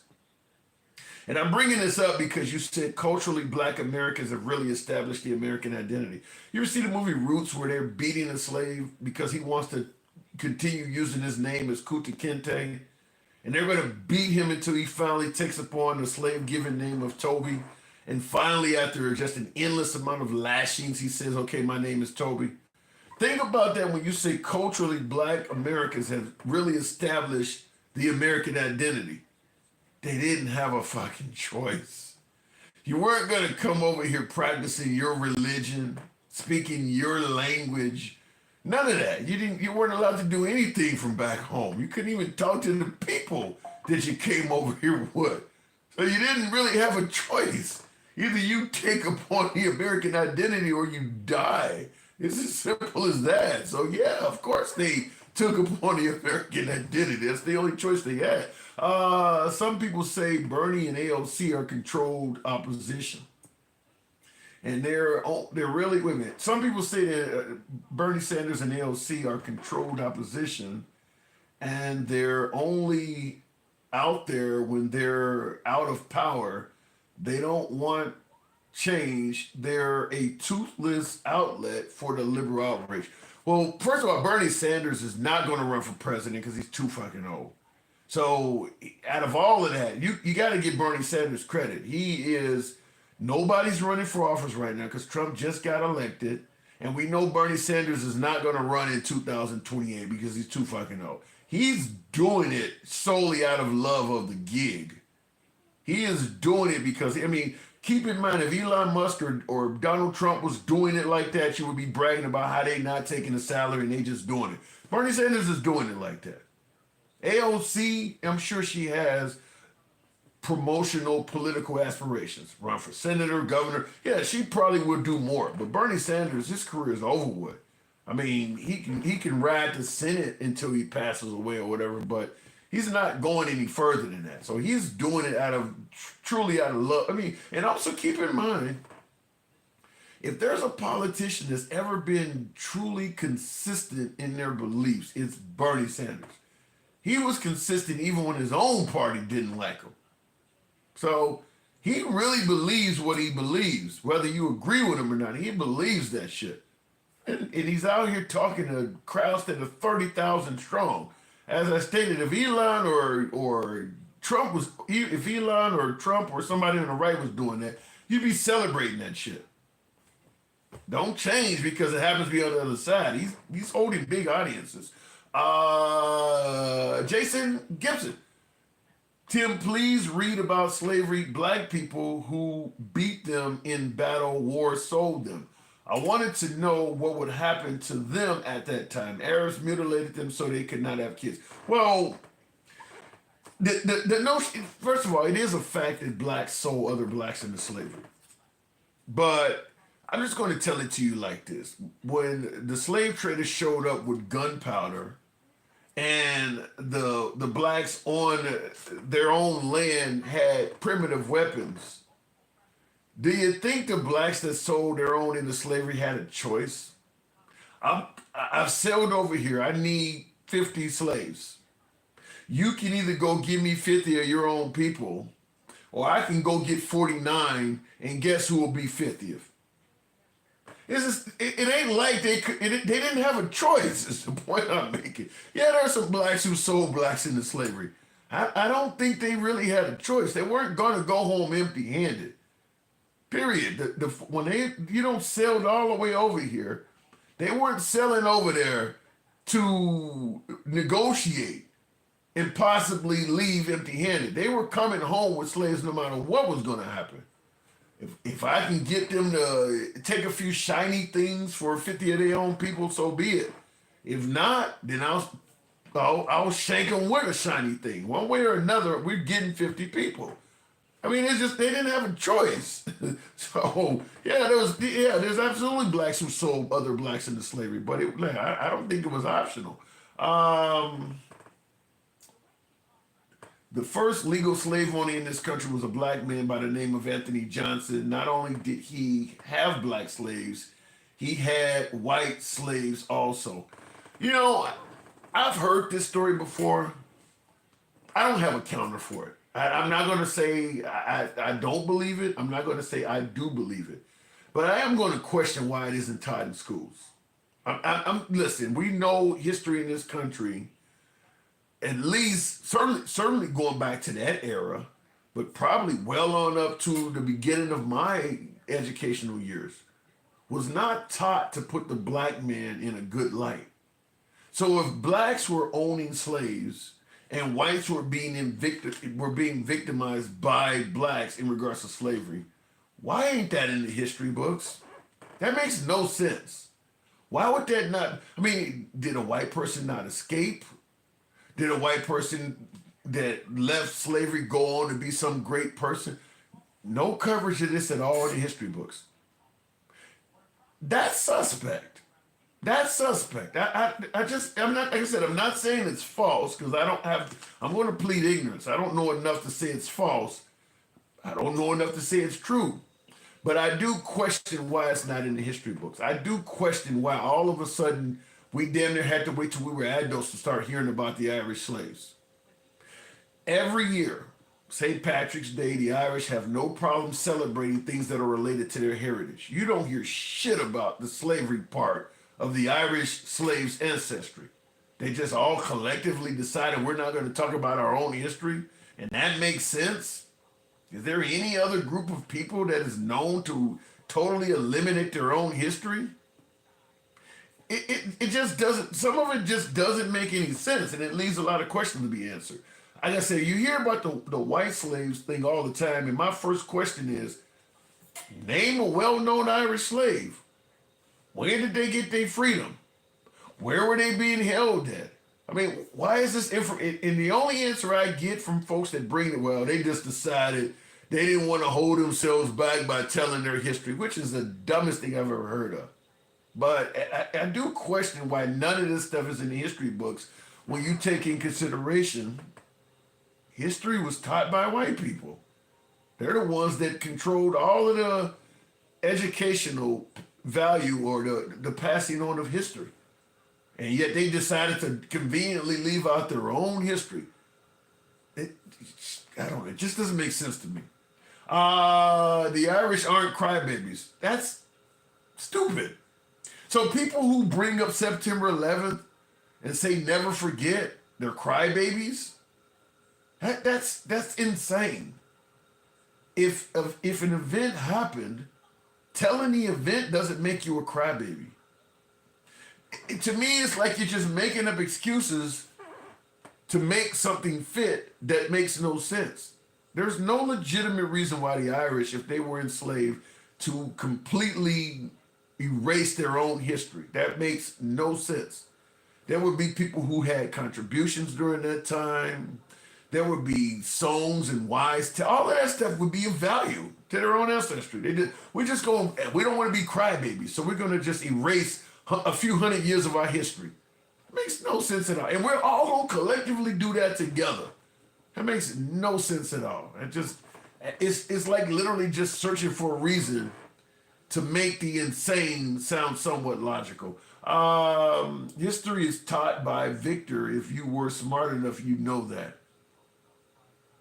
Don't know what that even means, so I'm definitely not smart enough to know that history is taught by the victor. Not true. Not true. Generally, you are correct that history is taught by the victor. Because you said, I like the little bit of the dig at the end. I invite criticism, but Kyle says history is taught by the victor, and if you were smart enough, you would know that. Then how do you explain the Confederate South? They lost, and they're down there teaching their own history. Fact is, Abraham Lincoln and the North, well, once Abraham Lincoln passed away, his the guy who his successor got out of the way. Was it Andrew Jackson? Whoever succeeded Abraham Lincoln got out of the way and left them to their own devices in the South. They were losers. and they got to teach the history. And as you may know, the history of the Confederacy has been taught in a positive manner. So that's a clear-cut case of where the victor did not tell history. But as you say, if you were smart, you would know that. Looking at the comments, though, the Asian in this country didn't even complain. They were treated worse than, Tanya Neal, the Asians in this country received reparations. So when you say they didn't complain, maybe it's because they were paid off.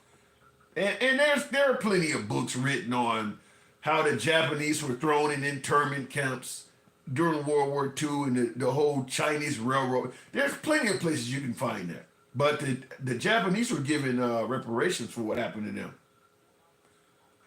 So the only way you're going to get reparations is by complaining. I'm certain the white guy didn't just feel sympathy for what he did and say, well, here's some money. So they clearly complained. It just happened to result in success, which is why you're not hearing it as much anymore. And by the way, there's far less Japanese and Asians in this country than there are people of color. And they don't seem to be suggesting that they're still encountering racism like the people of color do, like the African American community does. African nations had slaves and traded them to Europeans. They had a choice because they also traded things other than slaves. That means war, maybe. I mean, like I said, it's possible. So let me just say this in regards to the slave trade expanding outside of the United States. I don't know what relevance it has in this country. When you start talking about the American slave trade, for some reason, the conversation always zooms out to slavery happening in other countries. Well, we weren't the first people to be slaves. They were slaves in Egypt. When we talk about 9/11 or we talk about the bombing of Pearl Harbor, we don't start diverting the conversation to bombings that happen elsewhere. I don't know why it is, but for some reason, when you discuss the atrocities that African Americans face, people start throwing all kinds of other shit into the pot like it's a stew, so that you can't just simply discuss the African slave trade in America. Now we're talking about what happened in Yemen, and that ain't part of the conversation. Like I said, can you imagine being at a memorial for September 11th, and all of a sudden they're talking about a bombing in Libya? That has nothing to do with what we're talking about. Yeah, there were terrorist bombings before September 11th. We get it. Can you imagine a Muslim walking? Well, this ain't the first time this happened. I mean, that ain't what's going on right now. The zooming out of the conversation, in my opinion, is to dilute it. Other people did it too. That ain't part of the conversation. Why is it coming up? Because right now people are talking about slaves being sold to Europeans. They got nothing to do with what we're talking about right now. In general, slavery is something that should not exist, but we have modern slavery. Well, the for-profit prisons is modern slavery. What's happening to that gentleman that the Trump administration just sent down to El Salvador could be slavery, because he's not going to get paid any money. They could make him work for free. I mean, when you're incarcerated in America, you essentially work essentially for free. I mean, they're going to pay you a nickel an hour or whatever the hell they pay you when you're incarcerated. And if you owe any money at all, I think even some areas are starting to now make the inmates pay for their incarceration. So you pretty much are working for free. So yeah, there is some forms of slavery that still exist. And all it takes is just to make up some kind of bullshit reason to get you in the penal system, and then you're a slave. That's kind of what happened after slavery ended. Once the Southern whites lost their slaves, they complained, and they had laws passed that made it pretty easy to lock up a black person. Like not having a job, you could get locked up for loitering. Once you got locked up for loitering, the former slave owners, because slavery was outlawed, the former slave owner could then rent you from the prison. So you pay a small amount of money, get your ass out of prison, and you're right back on the farm working again. They just found a way around it to do the same thing without cost. So yes, slavery has always existed to some degree. That's not true. The U.S. paid the Japanese for being illegally incarcerated. Well, I said reparations. That's what I'm talking about. They paid them for putting them in internment camps. Reparations. There are more slaves today than ever in history. Didn't know that. Well, the population of the planet is greater, but I didn't know that. They are afraid that we will do the same thing that they did to us, point blank. I do believe there's a healthy amount of that. I mean, replacement theory is all about that.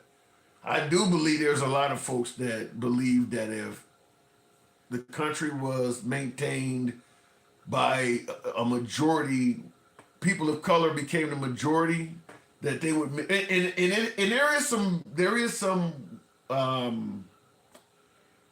I think there is a reason to believe that. Look what's happening in South Africa. They've kind of started oppressing whites in return for what they did to them. There is a population of African Americans that if we were on top would return the favor. I mean, there is a reason to be fearful of that. There are some people who would do it, guaranteed. Just like there's some whites in this country that would quickly love to go back into slavery and have that power over blacks. They are just cruel people among us of all types. Will G says, these maggots are crazy. I'm probably up past my bedtime chat with you folks, but it's always a pleasure doing it. I'm reading some of your questions though. Includes, thank God you were honest and said you didn't even know there's more. Chinese enslaved campus, and there's more enslaved humans right now than any time in history, and it's mainly in China. Yeah. I mean, the whole child labor shit could be considered slavery. I mean, just the population of Earth has increased, so that could have something to do with it. But yeah, I don't know if there's more slaves now than then. I mean, when you really think of it, the amount of slaves in America, the number is small. I mean, at any given time, there's probably maybe 1 million. At any given time, at any given time, there's probably barely 1 million living slaves in America. So, yeah, it's not a big number, but what happened. It's part of this country's history. And when discussing this country, the conversation is focused on this country, bringing up what happened in Europe somewhere is not part of this country's history. At least from that aspect. Generational trauma is real. I think white people who are mad about how much we talk about slavery, why are they mad? Because it doesn't make them look good. Starch Manning, because it doesn't make them look good. Now I get there's a whole lot of people who are unapologetically white. I didn't have nothing to do with it, so I don't have any reason to feel sorry for it. Yeah, but your kid may ask you about it and stuff like that. I mean, the history books portray, if the history books are accurate, it's going to portray white people as some of the most evil people on the planet. I mean, we can bring up blacks and gangbanging and all that stuff. That stuff is, in terms of American history, because remember, everybody say, when you see a violent act committed, when you see black people stealing shit from a CVS or doing drive-bys, it's in their culture. It's always the usual suspects. Well, if you really look at American history, unless you ignore most of it, you'd have to assume the opposite is true, because you're not gonna take into account all of the abuse and rapes and lynchings. I mean, the culture is really on the other side, because it was actually written in the law that they could do that you could do all this stuff and get away with it. So it's in their culture. Like, do you know history to say that? I mean, if you want to expand and start talking about things that didn't just happen in America, fact is, Europeans went all over the country went all over the planet doing that to people. I mean, how do you think, some of these other places, there's a reason why English, Spanish, and French is spoken everywhere. Because they were going all over the planet doing the same shit to other people. So, in their culture, it's the usual suspects. but you only seem to say that when somebody's stealing pencils out of a Coach store. Africans putting other Africans into slavery was a tribal thing. They were POWs. Europeans did it purely because of color. Could be. Like I said, I'm going to plead ignorance on all of the slave trade that happened outside of the United States. I know a lot of times it's brought in just for diversion, to take the heat off, but it is what it is. Like I said, we don't zoom out when we're discussing any other issue, but for some reason when you start talking about the history of black people, all kinds of other shit come into the mix. I don't know why. That's the same sort of Christianity, says Big Dog. Yeah, you all sold yourselves. Let's talk about that. I don't know if that dilutes the conversation at all. Let's say you go to Cambodia and a mom sells you her toddler to have your way with the toddler. And when you get back to the United States, people are talking about how much of a sick fuck you are. Does bringing up the fact that the mom sold a kid to you make you look any better at all? I mean, owning human beings is wrong. Bringing up he sold them to me. And also let me keep this in mind as well. Because people often ask, why do whites get more blame for slavery when there were blacks that sold their people into slavery, which is what's being mentioned here. Here's the point. You go to Africa and you purchase me. You get one guy. You bring me to America. You force me to mate. You force my kids to mate. You force my grandkids to mate. And you're taking all of them people. He sold you one dude. You enslaved a whole family tree. That, for folks who wonder, why do black, because he sold you one. You've been abusing dozens of people off of that one. That's why it's a big difference. It's a major difference, So, look, I'm not going to say that there weren't some, I don't disagree that there's some blacks that sold their people into slavery, but you're buying one person and you're turning that one person into a whole family tree of slaves and expecting to get the same criticism as the dude who sold you one. Not gonna work like that. It's not gonna work. You mean you still producing slaves from this guy's purchase 100 years later and you expect to get treated like him? No. You get a whole family tree under your umbrella of abuse. That was one dude he sold you. It's a big difference. Living the now since Ben H. What does living the now have to do with this? If I was to talk about taking away your Second Amendment rights, what would be one of the first things you'd bring up? Tyranny. Live in the now. Tyranny hasn't happened anytime recently. Well, all of a sudden, when African Americans talk about history, you need to live in the now. Nobody else does it. Do you go tell the Irish that are celebrating St. Patrick's Day to live in the now? Easter's coming up. Jesus ain't rose in a long fucking time. Go tell some Christians, live in the now. Why all of a sudden when it comes up with African Americans, does suddenly history become irrelevant and they need to stop talking about it? This is the whole notion of trying to cut off people's history. Live in the now. Everybody else is walking around you talking about their history and you told it shut the fuck up because your history sucks. Do you tell the folks that are defending Confederate statues and waving the Confederate flag, live in the now? That's just 200-300 years ago. Why are you still waving the flag around? That's hundreds of years. No, you defend that. What's really crazy is the same folks that'll tell the African American community to get over their ancestry are the same folks that would support the Confederate flag and the Confederacy as if those two events didn't happen at the same time. How do I look having somebody waving the Confederate flag telling me I need to get in the now? You do realize the flag you were waving existed at the same time the stuff you're telling me to get over. They literally were existing at the same time. How do you get to wave that in regards to your ancestors. Remember, pride and heritage, but you're telling me to shut the fuck up about mine. Make that make sense.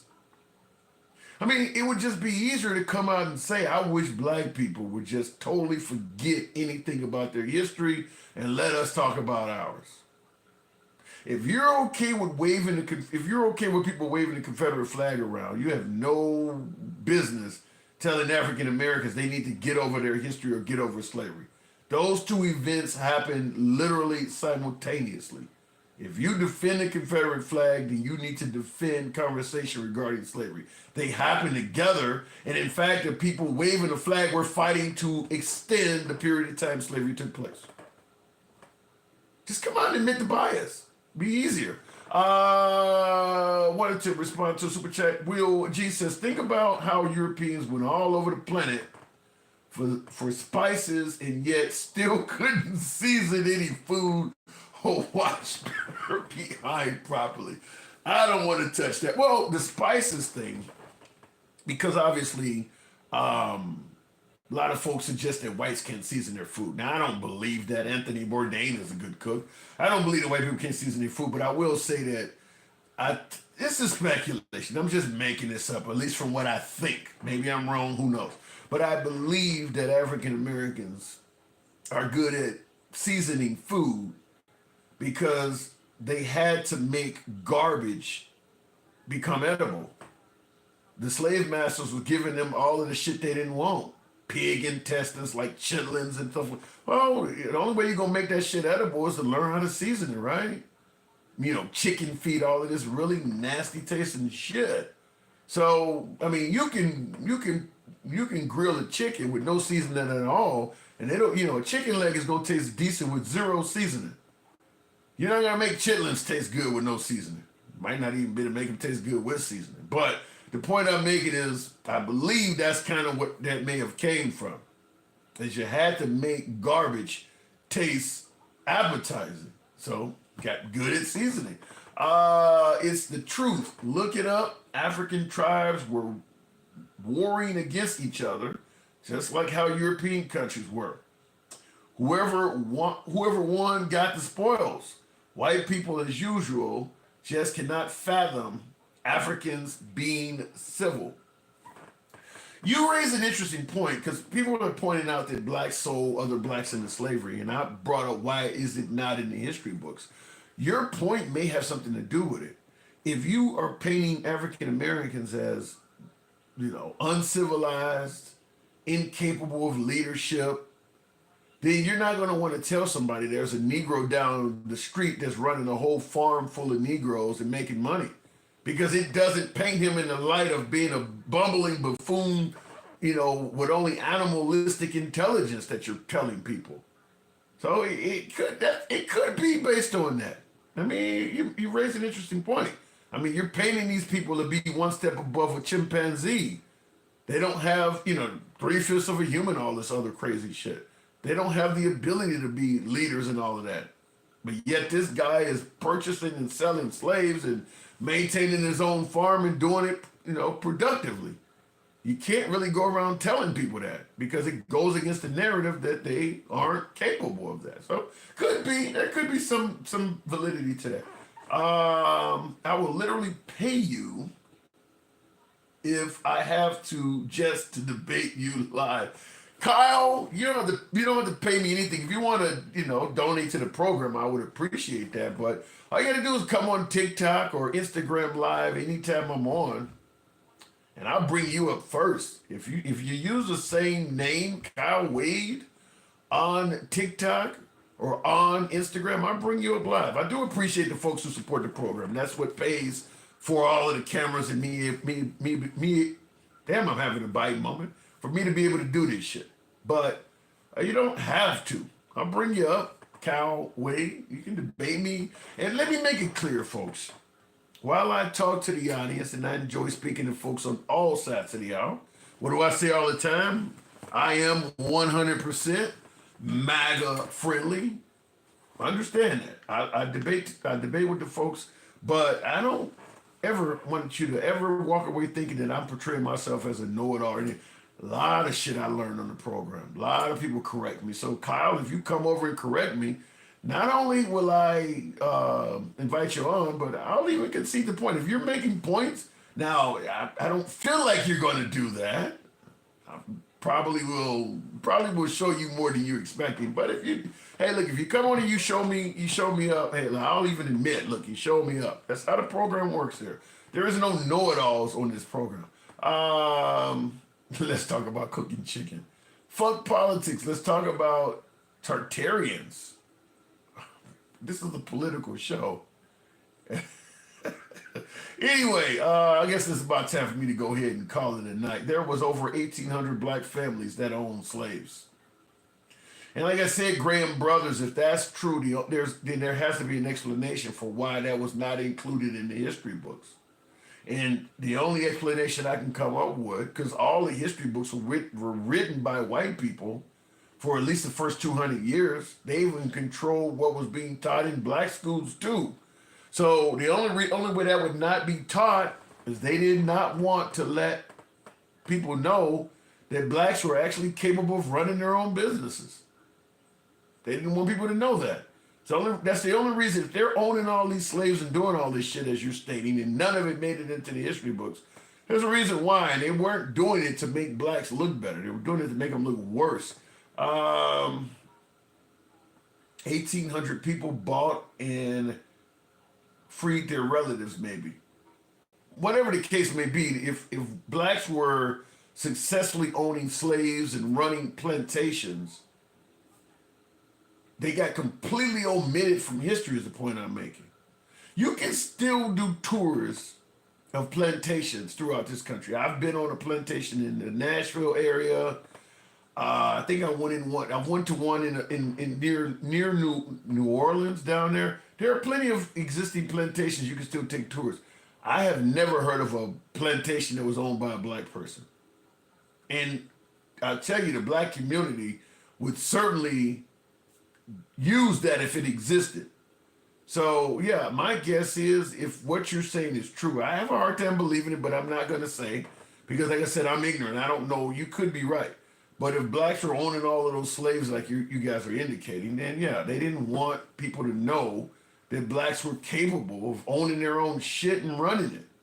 So still, you're teaching history essentially based on white supremacy. You don't want to admit that these people are just as intelligent and capable as whites. It should have been in the history books. It should have been in the history books. Hell yeah, they should have. Hell yeah, they should wave that flag all day, or they should wave that flag all day. Confederate flag, the Black Lives Matter flag, the gay flag, they should wave whatever flag they want. Okay. Do you think black males dislike a white man married to a black woman interdimensional, I mean interracial marriage? I think there are people, yeah, there are plenty of there are people who don't like interracial marriage on both sides of the aisle, on all sides of the aisle. There are Hispanics that don't want their children to marry anything but a Hispanic. There are blacks and whites. Yeah, that's everywhere. Always has been, always will be. So yeah, I do think that exists. Some have suggested that under Trump, it wouldn't shock us if he tried to outlaw it or tried to limit it in some way, fashion, or form. I know right now it's going to come across as liberal fear-mongering, but man, he's moving quick. Some of the things Trump is doing, there's no way in hell I would have ever thought he would have tried it. He's moving quick. Will he try to, outlaw interracial marriage? Hopefully not, but he's doing a lot of things. I mean, certainly some of the things about black history, just getting rid of it. I mean, everybody in position of management that's black is a DEI. Like, I mean, it almost is starting to sound like black people are incapable of doing anything. Anytime a black person does something wrong or they don't like him, they're yelling DEI. I don't care how much merit or what kind of resume the guy got. They're calling everybody DEI at this point. So I don't know. Anyway, I do appreciate you folks tuning in. I'm going to go ahead and wrap this up. Thank you for, and by the way, We don't have to agree on shit, because I do believe in allowing you to speak, and up to and including criticizing me, as you may have seen throughout the program. So if you enjoy dialogue from all sides of the aisle, where you can speak your mind, the host doesn't run from you, the host doesn't dictate how you should speak, then damn it, you're in the right place. Give your boy a subscription. If you're on TikTok or you're on Instagram or Clapper when we're live like now, follow the program, a subscription on YouTube, if you will. I'll see you guys tomorrow. We're on Monday through Friday, by the way, for any new followers. Subscribe to the damn program. Catch you tomorrow. Have a good night.